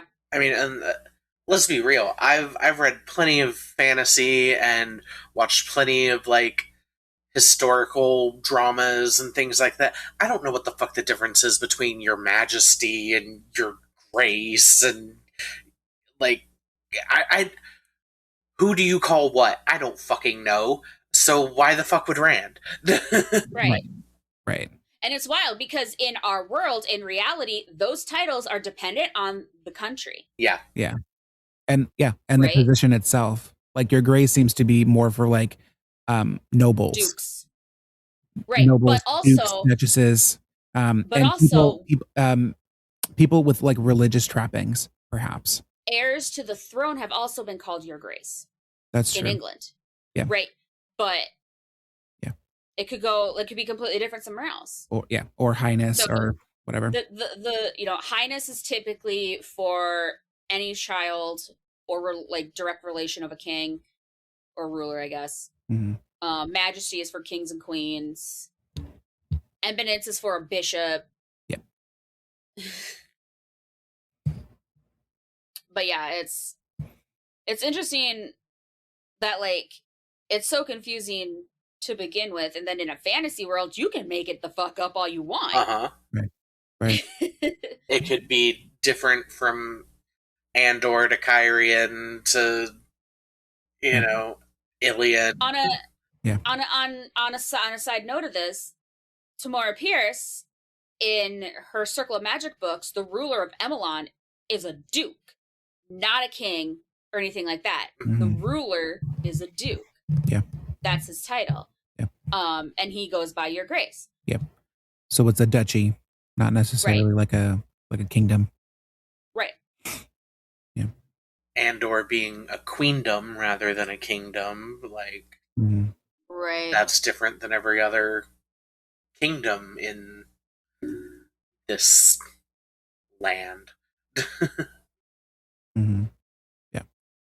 Also, very funny when they're on their way out, and he's like, "I usually, I would bring a gift, but I guess the gift that I brought was teaching you something about Two Rivers people." And she was like, "Well, if I told my mom that I thought you were handsome, she would definitely lock you up." In case anybody forgot that Rand is super hot. Yeah. Remember. And he hates it, I think. God. The daughter heir, no. It's so funny that women tell him that they think he's attractive, and his first instinct is like, please don't. He is very bamboozled by it. And now, like, imagine him telling his friends that the daughter heir of Andor hit on him. Right. No First of all, the heir to the throne of Andor thinks that I'm. Yeah, right. I would. First of all, the heir to the throne of Andor thinks that I'm cute. So watch who you're talking to. First of all, but he gets to notice how pretty everyone else is. Yeah. My bisexual son. I love him very much. Oh no, she's hot. Oh no, he's hot. Oh no, he's hotter. Because he was definitely checking out Logain. That's what I wanted to know. I was wondering to see if Rand would think anything, but I guess he couldn't see his face. Yeah, just that he's very tall. He's very tall with broad shoulders and that magnificent curling hair. Ooh. I don't think I have anything else really to say about this chapter. Well, besides the fact that somebody finally told Rand that he looks like he's an Aielman. Yeah. That Yeah. seems that. extremely important, and I feel like we clocked someone that somewhere. other than Loyal, he's had Right. corroborated with by like a human now instead of Loyal, who probably has only read about the IU. Right. Yep. And Morghez's line, nobody with hair and eyes like yours would claim to be from the Two Rivers unless they were. No Aielman would do that. No Aielman would lie about that. Because why would they know about the Two Rivers? Yeah. Even if they did, no Aielman would lie about that. Right. That's her point, I think. Because why would they have to? Yeah. And even beyond that, he sounds like he's from the Two Rivers. Mm-hmm. Morgase said. Yeah, she has heard the Two Rivers accent before, whereas no one else in the room had. So that corroboration, though, which is crazy. Yeah. Tam, where did you find that lady? How far did you go? How outlander is she? Yeah. Anything else for this one? Oh. Okay. So that means you're up, Flint. Yay. So, chapter 41 is called Old Friends and New Threats, and the chapter icon is Moraine's staff. Oh my god. Oh my god. Is it happening? Okay, everybody be cool. Be cool. Rand, who is now also a runner and a track star, runs all the way back to the Queen's blessing, arriving out of breath but hopefully alone, unaccompanied. The guard, Lamgwin, is sitting by the door with a kitty cat. Hi, kitty cat. He looks the way Rand came running from for trouble, but sees nothing, being very careful not to disturb the kitty cat, who loves being held, apparently, unlike my fucking cats. Holding them is just air jail, and they hate it, but it's fine. It's fine. Lamgwin says that a couple of guys tried to steal some of the cats around the inn a while ago, and Rand can see two men across the way, one wearing a black eye and a scowl. Presumably, Lamgwin showed him the fucking business, as he should. Rand asks where Gil is and is told that he's in the library. So Rand rushes inside through the common room, now full of men in red, good Queen's men, of course, talking over their drinks.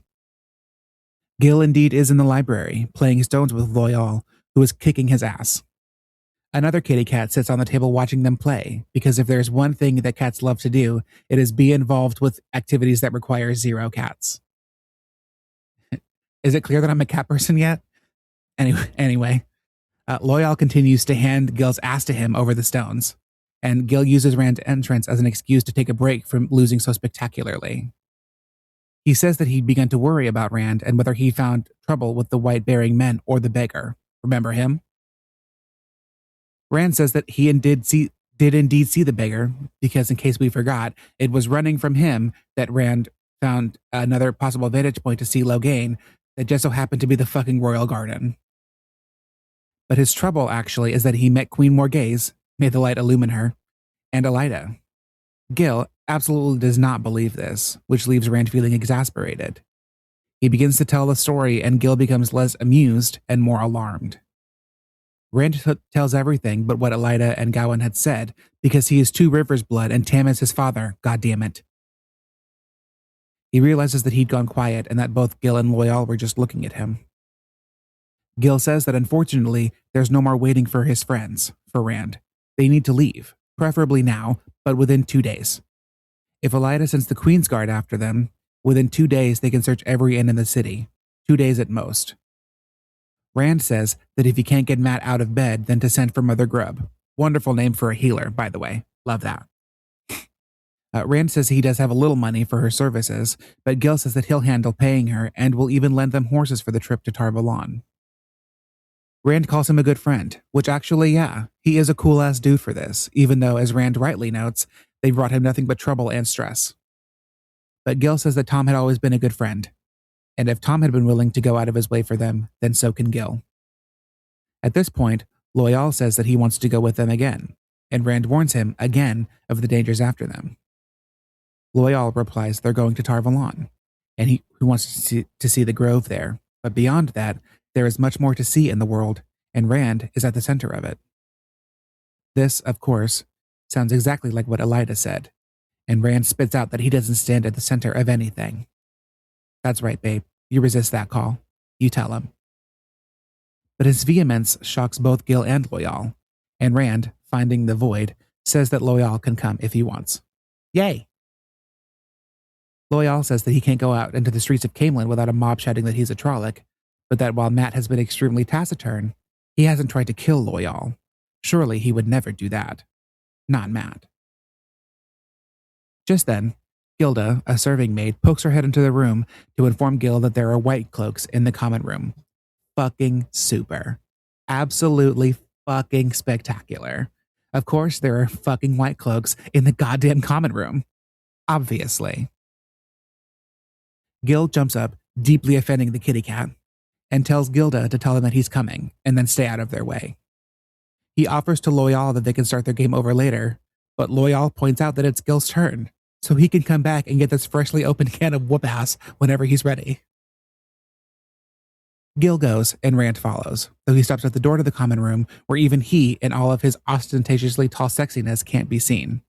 Or so he hopes. In the middle of the room stand 5 white cloaks, 1 under-officer, and 4 underlings. Cute. Lamgwin, by the front door, is cleaning his fingernails with a splinter, which seems like a very dangerous game to play, and 4 more hired guards are also very much not paying attention to the white cloaks.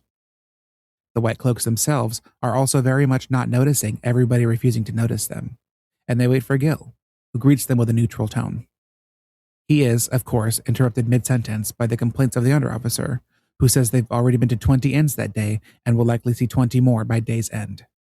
He's looking for dark friends, he says, a boy from the 2 Rivers, and at this, Gil does his own interrupting cow impersonation to insist that every man in the Queen's blessing is a good Queen's man. The officer sneers around Morghez's name.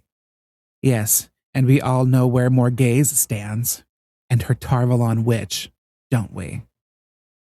One of these days, these fuckers are going to find the right one to fuck with, and I hope desperately that today is that day. Every man in the room stands up, staring, and the under-officer tells Gil that things will go easier if they just cooperate. Stop resisting, he says. I hate them. I hate white cloaks. Fuck cops. What? Who said that? Anyway, the under-officer threatens to put the dragon's fang on Gil's door, to which Gil simply replies that he'll send the Queen's guards to take them to the middens. What's left of them anyway. Incidentally, middens is another word for dunghill. Get them. Lamgwin takes his sword out, and then more swords and daggers appear around the white cloaks. The under-officer tries again to threaten them with the dragon's fang, but Gil gives no shits. 1. You must be mad, innkeeper, he says, the under-officer, threatening the children of the light. White cloaks hold no writ in Camelin. 2. Can you really believe this will end here? The under-officer blusters. 3. And because the under-officer and his underlings are a bunch of cowards, they leave. After they're gone, Gil drops into a chair, wiping the sweat off his brow, except there's no sweat because he's a bad bitch. Period. Although I do hate that they left the Queen's blessing alive, I guess there's nothing for it now. Gil notices Rand standing outside the common room and, pushing him further away, tells him to stay out of sight until Gil can get them out of the city. The White Cloaks will be back, he knows, because he let them leave intact as opposed to in pieces. And though Rand protests that they have no reason to be after him, Gil says that whatever their reasons, they are after Rand and Mat. What have you been up to? He asks. Rand, as we know, has been getting himself fucking noticed, is what he's been up to. He asks Gil what the innkeeper will do now, and Gil says that the Queen's guards uphold the law during the day, and he's got his hired man at night. Just then, Gilda appears again, because there's another visitor. A lady, she says, sounding scandalized, in the kitchens, asking for Mat and Rand by name. Could it possibly be my new favorite queen to be, Elaine? Gilda squeaks at this, and though Gil tells her to act like she didn't hear anything, he knows that she'll tell everyone that Rand is a prince in disguise, which for all we know, he just might be. But Rand says that he never mentioned Mat to the daughter heir, which means there are only a few ladies who know about Mat by name. He runs to the kitchens, and good God in heaven. Moiraine, Nynaeve, Egwene, Perrin, Lan, it has taken us 21 chapters. I counted. 7 fucking episodes. I counted. But holy shit, here we are. everyone together again, except for Tom, of course. Fucking Yay! That needed a celebratory moment.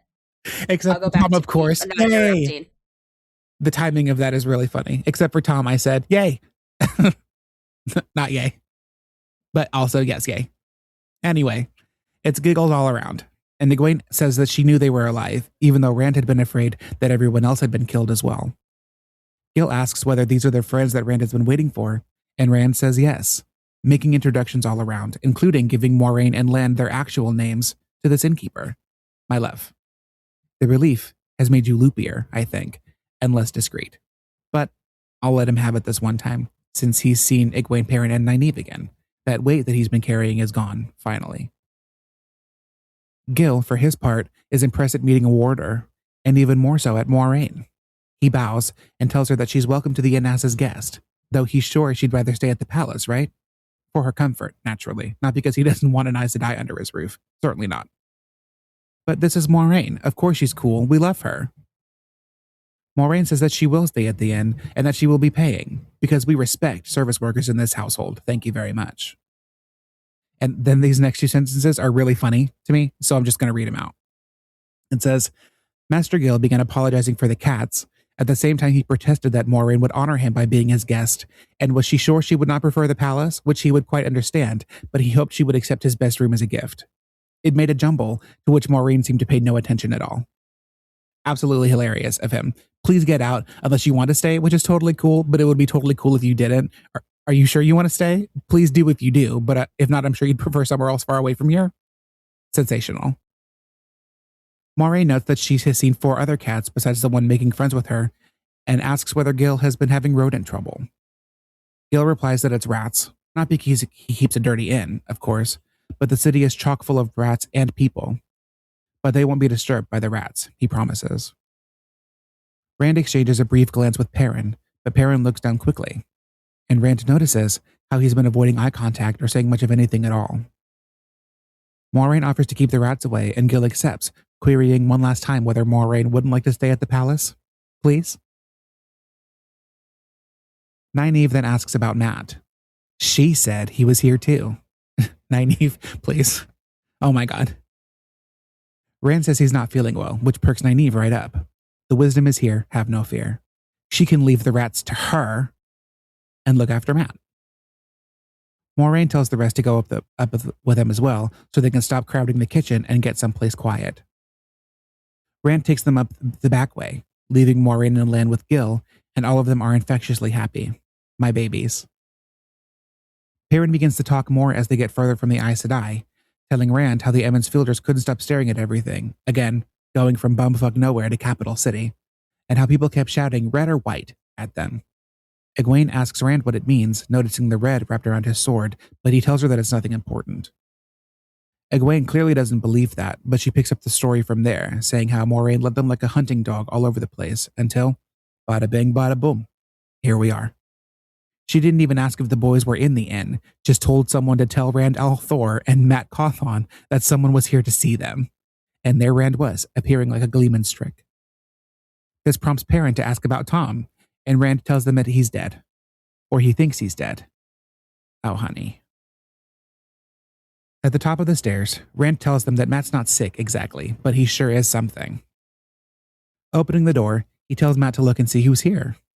Matt, lifting only his head to stare at them, asks how Rand can be sure they're who they say they are, or how he can even be sure Rand is who he says he is.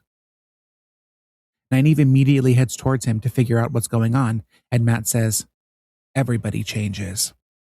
How can I be sure? Perrin, is that you? You've changed, haven't you?" This has Perrin shooketh, because, furry powers. Matt has radar for furry powers now, I guess. Nynaeve begins to give instructions so that she can try and get Matt's fever down, but he spits out more words. Pretty Nynaeve. A wisdom isn't supposed to think of herself as a woman, is she? Not a pretty woman. But you do, don't you, now? You can't make yourself forget that you're a pretty woman now, and it frightens you. Everybody changes. Babes, I wasn't aware that the library was open. Matt is really reading the girls down. Egwene gets it next. Pretty as Nynaeve. And you share other things now, don't you? Other dreams. What do you dream about now? Just then, Moraine enters the room, hissing when she sees Matt. Dragging Nynaeve away and ignoring her protests, Moraine approaches Matt on the bed, watching him like she would a viper, like a rattlesnake even. Warning everyone to stay back and stay quiet, she reaches out a hand to touch his knee. Convulsing in disgust, Matt abruptly pulls his hand out to slash at Moraine's face with the fucking dagger. Lan, who we must never forget moves through shadows like an uber assassin, stops Matt, of course. But Matt continues to strain toward Moraine with the dagger, eyes burning with hatred. Moraine knows immediately what the dagger is, or at least where it's from, and she demands to know how Matt got it. She'd asked them specifically, if we remember, we may not because it was 7 episodes ago, if Mordeth had given them anything. Rand explains that Matt took it from the treasure room, but that he didn't know Matt had it until after everyone had been separated. Moraine says that it's remarkable they came all the way to Camelin with the dagger. She says that she could feel its evil the moment she saw him, but a Fade could sense it from miles away. The taint of it, of Mashadar, would attract them even while their bodies remembered how it had slaughtered an entire army of them. Dark friends too. Those who'd given up their souls to something else would be able to feel it and be drawn to it, wherever it was, relentlessly. Rand brings up the rumors he's heard about strange shapes in the night outside the city walls, and speculates that it might be Trollocs. Lan confirms this immediately, and of course, where there are Trollocs, there are Murdral. He's seen the signs for 2 days, and if I have this right, at least a dozen fists of Trollocs amassed outside Camelin, waiting for the signal to come in after them. A new Trolloc war on the horizon. Great fucking job, Matt. The Emmons Fielders, except for Matt, of course, because he's still busy trying to make paper snowflakes out of Moraine's face, and Nynaeve, because I don't know how much she knows about why the Trollocs came to Emmons Field in the first place, take a moment to imagine what a Trolloc attack on Camelin would be like. Awful is what it would be like, obviously, especially with everybody inside focused on their own shit and not preparing for something much more indiscriminate. But before they can fully panic, Moraine points out that if they can leave Camelin, the Fades will too. If they can leave Camelin. Perrin here jumps in with some lovely content warning, by the way, suicidal ideation. It would be better for everyone if we were dead, he says. Okay. Moraine asks him what he might hope to gain by being dead. If the Dark One has gained enough power to affect the pattern as Land had warned him about, then being dead would make his job easier, not harder. Dead, they couldn't help anyone at all, nor could they stop the shadow. Perrin finally raises his head long enough for Rand to really see his eyes, and Rand notices that they're fucking yellow. Intense gaze, yellow eyes, shaggy hair. What's going on with him? I can't wait for Rand to find out about the furry powers, actually. That's going to be so fun, I think. But Perrin only replies in a soft tone that they can't seem to stop the shadow alive either. Good God, man. But Moraine actually has more important things to do than debate a nihilistic millennial, because she's got a knife ballistic millennial to deal with, in case Perrin had fucking forgotten. Egwene wants to know what's wrong with Matt, and Nynaeve wants to know whether it's contagious. Luckily, Moraine has an answer for both questions. The dagger, as we all know, is from Shatter Logoth, and as such, is tainted with the same dangerous force that annihilated everyone in the city. That evil is now in Matt too, suspicion and hatred rooted so deep that the only impulse, the only reflex left, is to kill. Taking the dagger took that piece of the evil with him, and he's been fighting the contagion ever since. That battle, she says, is almost finished, and to the victor, Mashadar, will go the spoils, Matt's body. Provided it doesn't kill him, he'll become a vector for that evil, a deadly plague for everyone around him. Nynaeve, face white, asks whether Moraine can do anything, and Moraine only replies that she hopes so, that she's not too late. Bringing out the Angreal, she tells everyone else to stay together and out of sight, but to leave her with Matt, and that she'll do what she can for him. And the chapter ends. The band is finally back together. Finally. Yay! Oh my god. Yeah, I guess I hadn't realized just how long it had been. Yeah, I went back and I counted because this is chapter 41 and Dust on the Wind is chapter 20. So, Jeez. Yeah, Nuts. it's been a long time. For some reason, I was blending this chapter with the next chapter all as one. In my head. And I was just thinking that like your chapter was going to be even longer than mine, by God. Oh, no, my summary was only 5 full pages today. I did really like how we just learned in the last chapter that the palace doesn't really have rats because Elida has ways of keeping them out. And now Moiraine shows up and she's like, yeah, Gil, I can keep them out of your place. Yeah, I did skip over that line in the chapter, but Rand kind of observes to himself about there being no rats, and Gawain hears him, and Gawain says, Elida doesn't like rats. Apparently neither does Moiraine. I mean, if I could spell my apartment against vermin, I sure as fuck would. Like, same. Yeah, if I could ward against wasps, that would be awesome. Please. I love when my cats are both staring at a spot at the same time and it's always a bug. Love that. I don't love it. I hate it. Yeah, no, Matt read them for filth. I really did. That I hate that part so much. It's giving very like it's so creepy. It's giving The Exorcist. Like it is. It's creepy. Like, your mother darn socks in hell. Like yeah. Darn socks. I don't think that's what she says. It is when you watch it on television. I was gonna say, isn't that the like scary movie version? I mean, it's also from the Drag Race challenge, but they're no, that's how it's censored on like regular television. Oh, I've never watched it on TV. Funny. That's that's really funny. It's also my my favorite example of that is Kill Bill when it plays on like TNT. It's like, my name's Buck and I like to party. Yeah. I've never seen Kill Bill. What's the actual line? My name's Buck and I like to fuck. That's it, I thought. I had assumed, but I wanted confirmation. Or every time I watch The Winter Soldier, I think about this. The scene where Steve Rogers is in the elevator with all those men. And he says, before we get started, does anybody want to get out? And you can see that he says, does anybody want to get off? Yeah.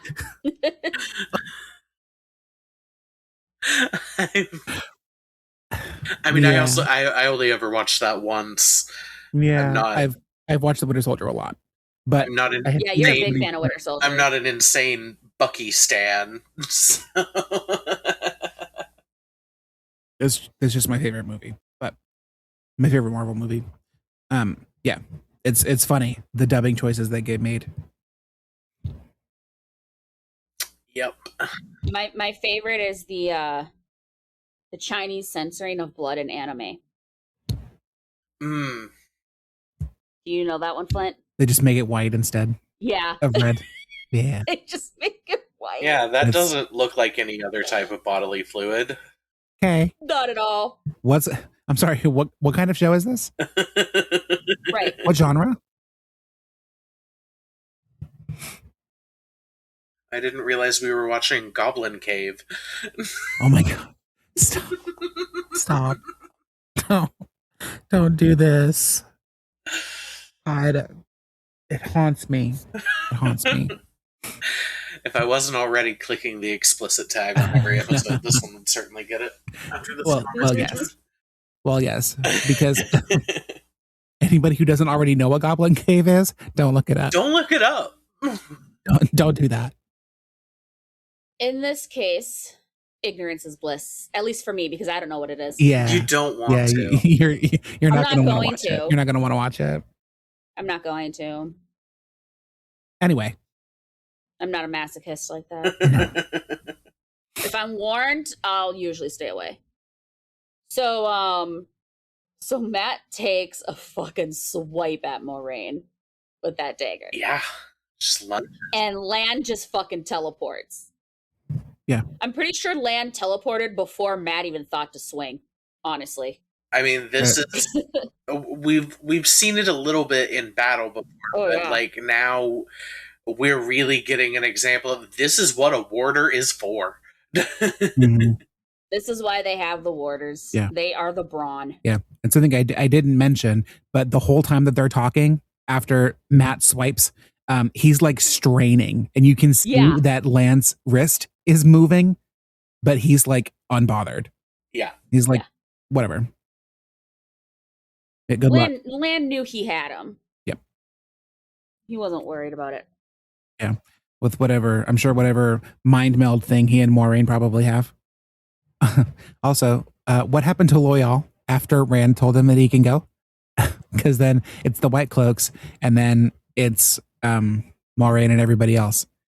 Does he still get to go? I want him to be able to go. I want to serve him. I'm a big fan. Big fan of him.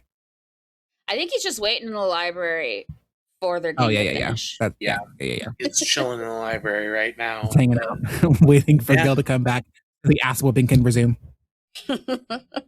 We'll have to see what Moraine has to say about an Ogier tagging along. Mm-hmm. Yeah, that's gonna be interesting.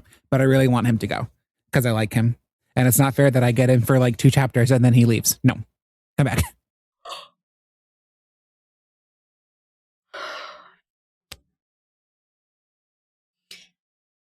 I loved Gil trying to be like, oh, well, I guess that's it for this match. We don't have to keep playing. We can start over. No, we can finish later. We can start over. We'll pause right here. I remember it's your turn. I'll keep that in mind for when you come back. Mm-mm. Master Gil is ready to unplug the Super Nintendo. Right. Right. Yeah. Get back here and lose like a man, actually. Gil spending all that time in the library to avoid the cook, and now he can't go in the library either because he's got to avoid the game. Mm-hmm. Poor man's like, where can I hide? Not even in the kitchens because Moraine is there. Oh man. Right. Poor Gil. He's really, his life has gotten a lot more interesting. Yeah. That's for sure. Not that it wasn't before, but this is different. No, are you sure you want to stay here in this shithole? That I keep very clean, I promise. It's not a bad inn, and I'm happy to have you. But if you didn't want to be here, that would totally be fine. I understand. I wouldn't be completely. offended. I get it. Are you sure? Are you sure you don't want to be somewhere else? And the fact that she insists on paying, and he's still like, "Are you sure you don't want to go somewhere else? Somewhere far away from here?" Because Rand runs like across the whole city. Yeah, you can just meet up tomorrow. It'll be fine. Yeah. So to go to the palace, Rand knows where that is because he just came from there. He can meet you there. Yeah, fine. It's far away.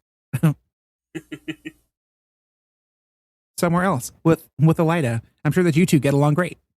Yeah. Yeah, you're both Aes Sedai. All Aes Sedai are best friends, right? Sisters, according to Elida. Sisters. I can see Nynaeve's issues with Moraine have not abated. It's so funny. She says he's here too. So funny. I was like, Nynaeve, please. That's so hilarious. But like, get a grip. I'll leave the rats to her. There was recently another Wheel of Time podcast posted on Twitter and was like, Wheel of Time fans, who is the funniest character in the series in your opinion? And I just responded, I was like, it's Nynaeve, and I will accept no other responses. It's Nynaeve. And she doesn't even think she is. Which is what makes it funny. Yeah. Nynaeve cracks me the fuck up constantly. Yeah, at least to me in this book so far, she is the funniest character in it. So, like, consistently. Yeah. There's so much I wish I could say right now that I can't. All in good time. Why don't you put together a master doc of all of the 90s funny moments, and then I can read it once we're done with this podcast in 20 years. Also, am I understanding it right? That they kept getting found by Fades and Dark Friends because Matt had the dagger? That's how I take it. Is that what that is? It's all Matt's fault? Mm-hmm. They were sniffing him out. They found him no matter where they were because of the fucking dagger? But them being able to slip away was because they're Taviran. I guess so. Maybe he should have kept his grubby little hands to himself. Yeah, because he's a fucking klepto? That greedy little motherfucker. Awesome. Sick, nasty, dude. You know, it's another... We see this in Matt a lot in this book, where he takes things 100% at face value, right? Moraine has said that they're safe for now. Matt thinks they're safe, right? For good, then gets mad when they're not. You know, Moraine says, don't take anything he gives you. But God forbid you pick something up on your own. You know what I mean? Mm-hmm. Yeah. Like he's yeah, so close to the point every time and still missing it. He just doesn't think things through. Yeah. No, he doesn't. Yeah. It matters less whether Mordeth gave it to you or you took it from him. The fact remains. Yeah. You should not. You took it out of Shidar Logoth. You took a piece of it with you. Yeah. And you've had it the entire time because you won't stop touching it. He won't stop fondling his dagger. Me just doing a drive-by on a horse, like riding past and just chucking the dagger back over the wall right. back into the city. Right. Just a drive-by return. Mm-hmm. Fortunately, it seems like Moraine might have some way to at least mitigate this, so to help him. Maybe that'll stop being so frustrating. Bitchy? Well, I mean, if he's been getting possessed this entire time, then, you know, because what he got up to before finding the dagger was all in all just pretty juvenile, you know, right? Like juvenile trouble. This is different. This is real trouble. Like he looked at all of them, and the only thing that he could think was that all of them were lying about who they said they were, and so.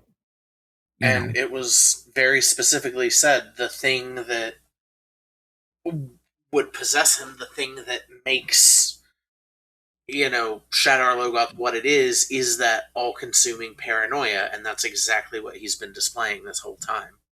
Mm-hmm.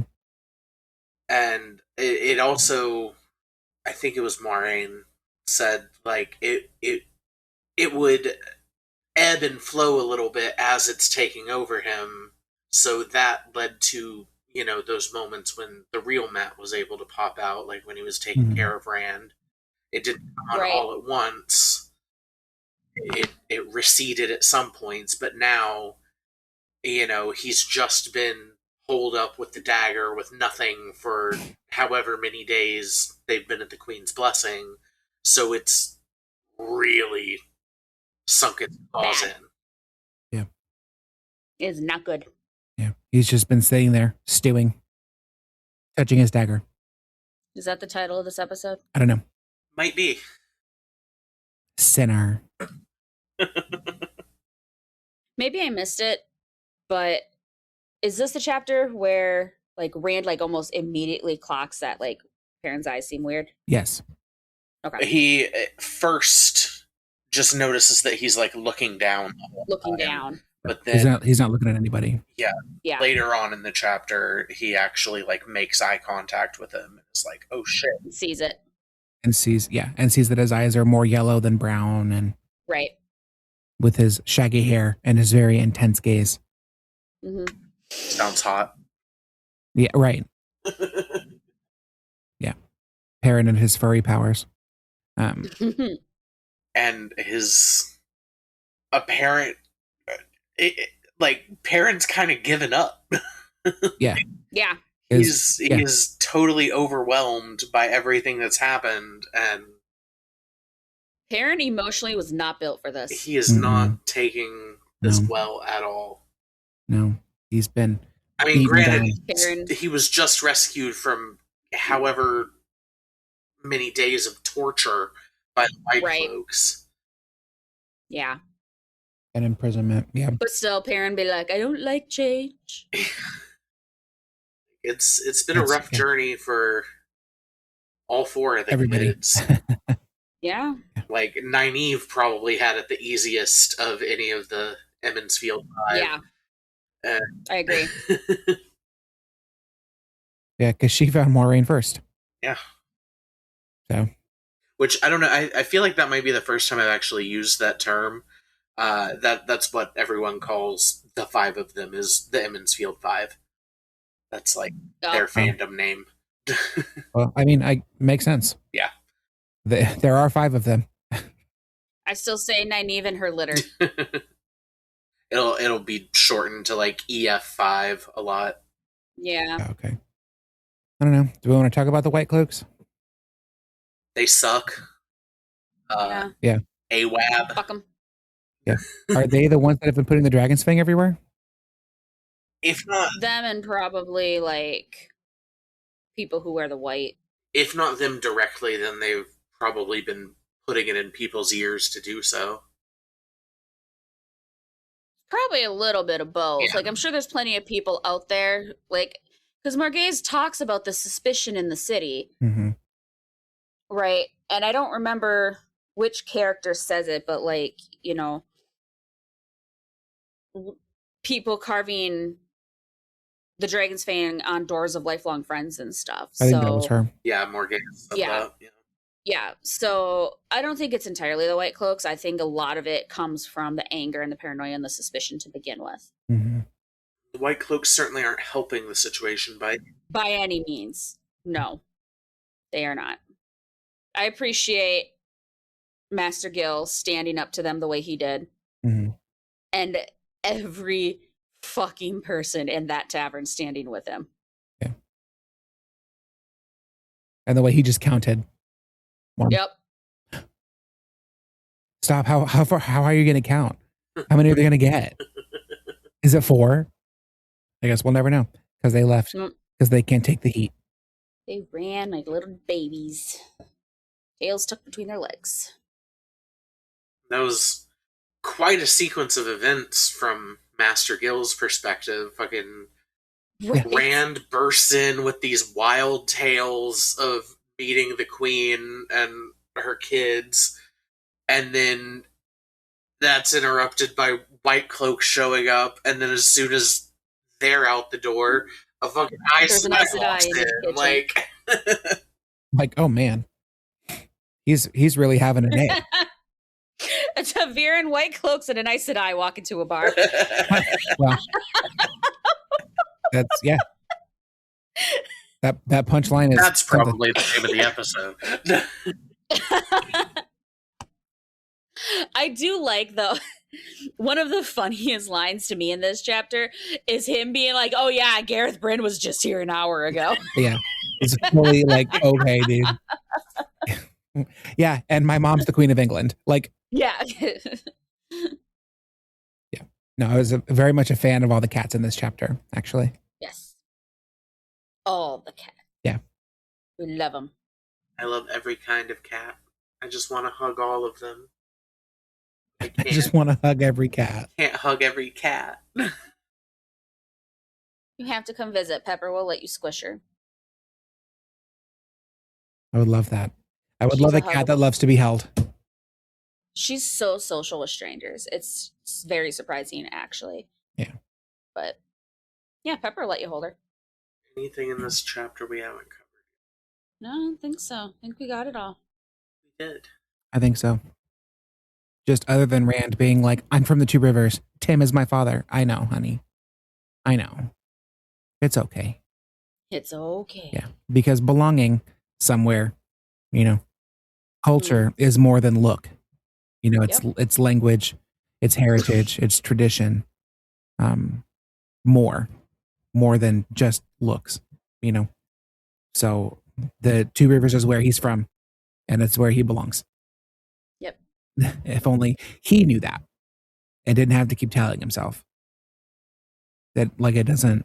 Tam is his father in every way that matters. Yeah, it doesn't matter where on earth Tam found that lady and her baby.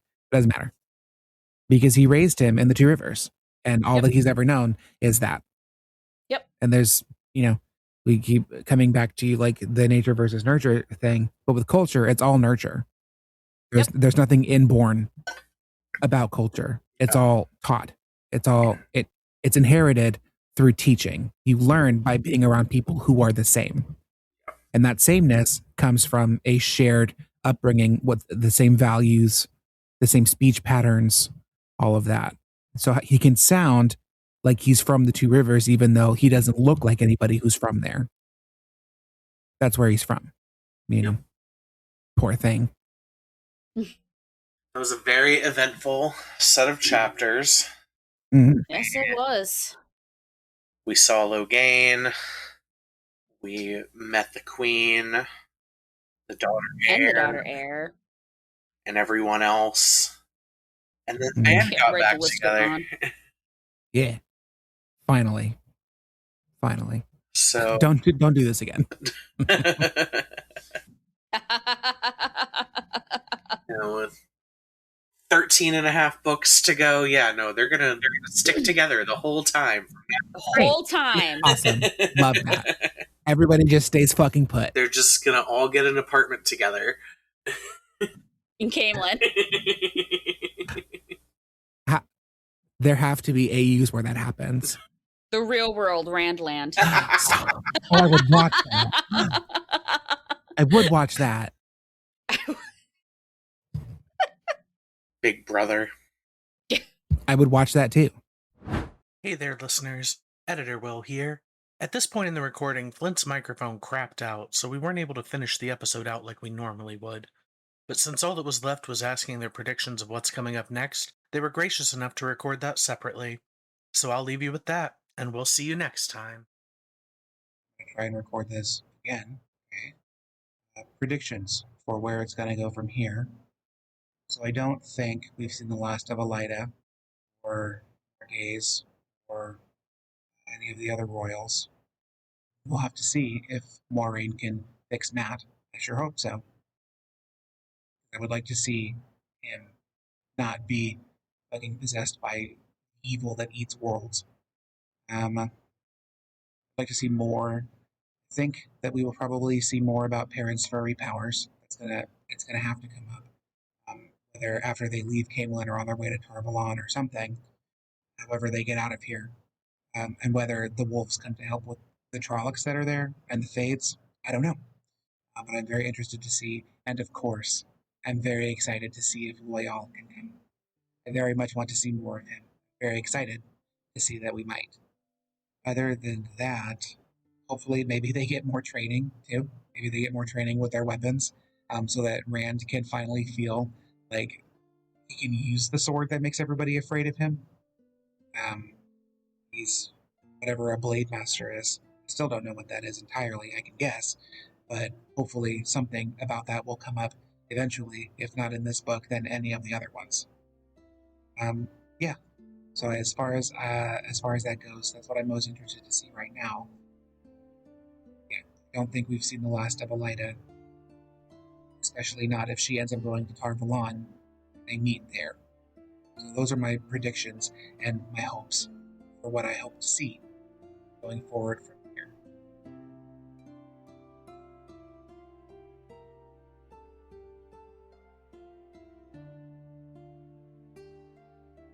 Thank you for listening to Easing the Badger. To continue reading along with us every other Tuesday, please make sure you subscribe to our show on Apple Podcasts, Spotify, YouTube, or anywhere else you find podcasts. Make sure you leave us a 5-star rating and a review where possible. Follow us on Twitter, Instagram, and Blue Sky at EasingBadgerPod, or send us an email at easingthebadgerpod@gmail.com. Our link tree will be in the show notes. Theme music is Magic Tavern by Alexander Nakarada.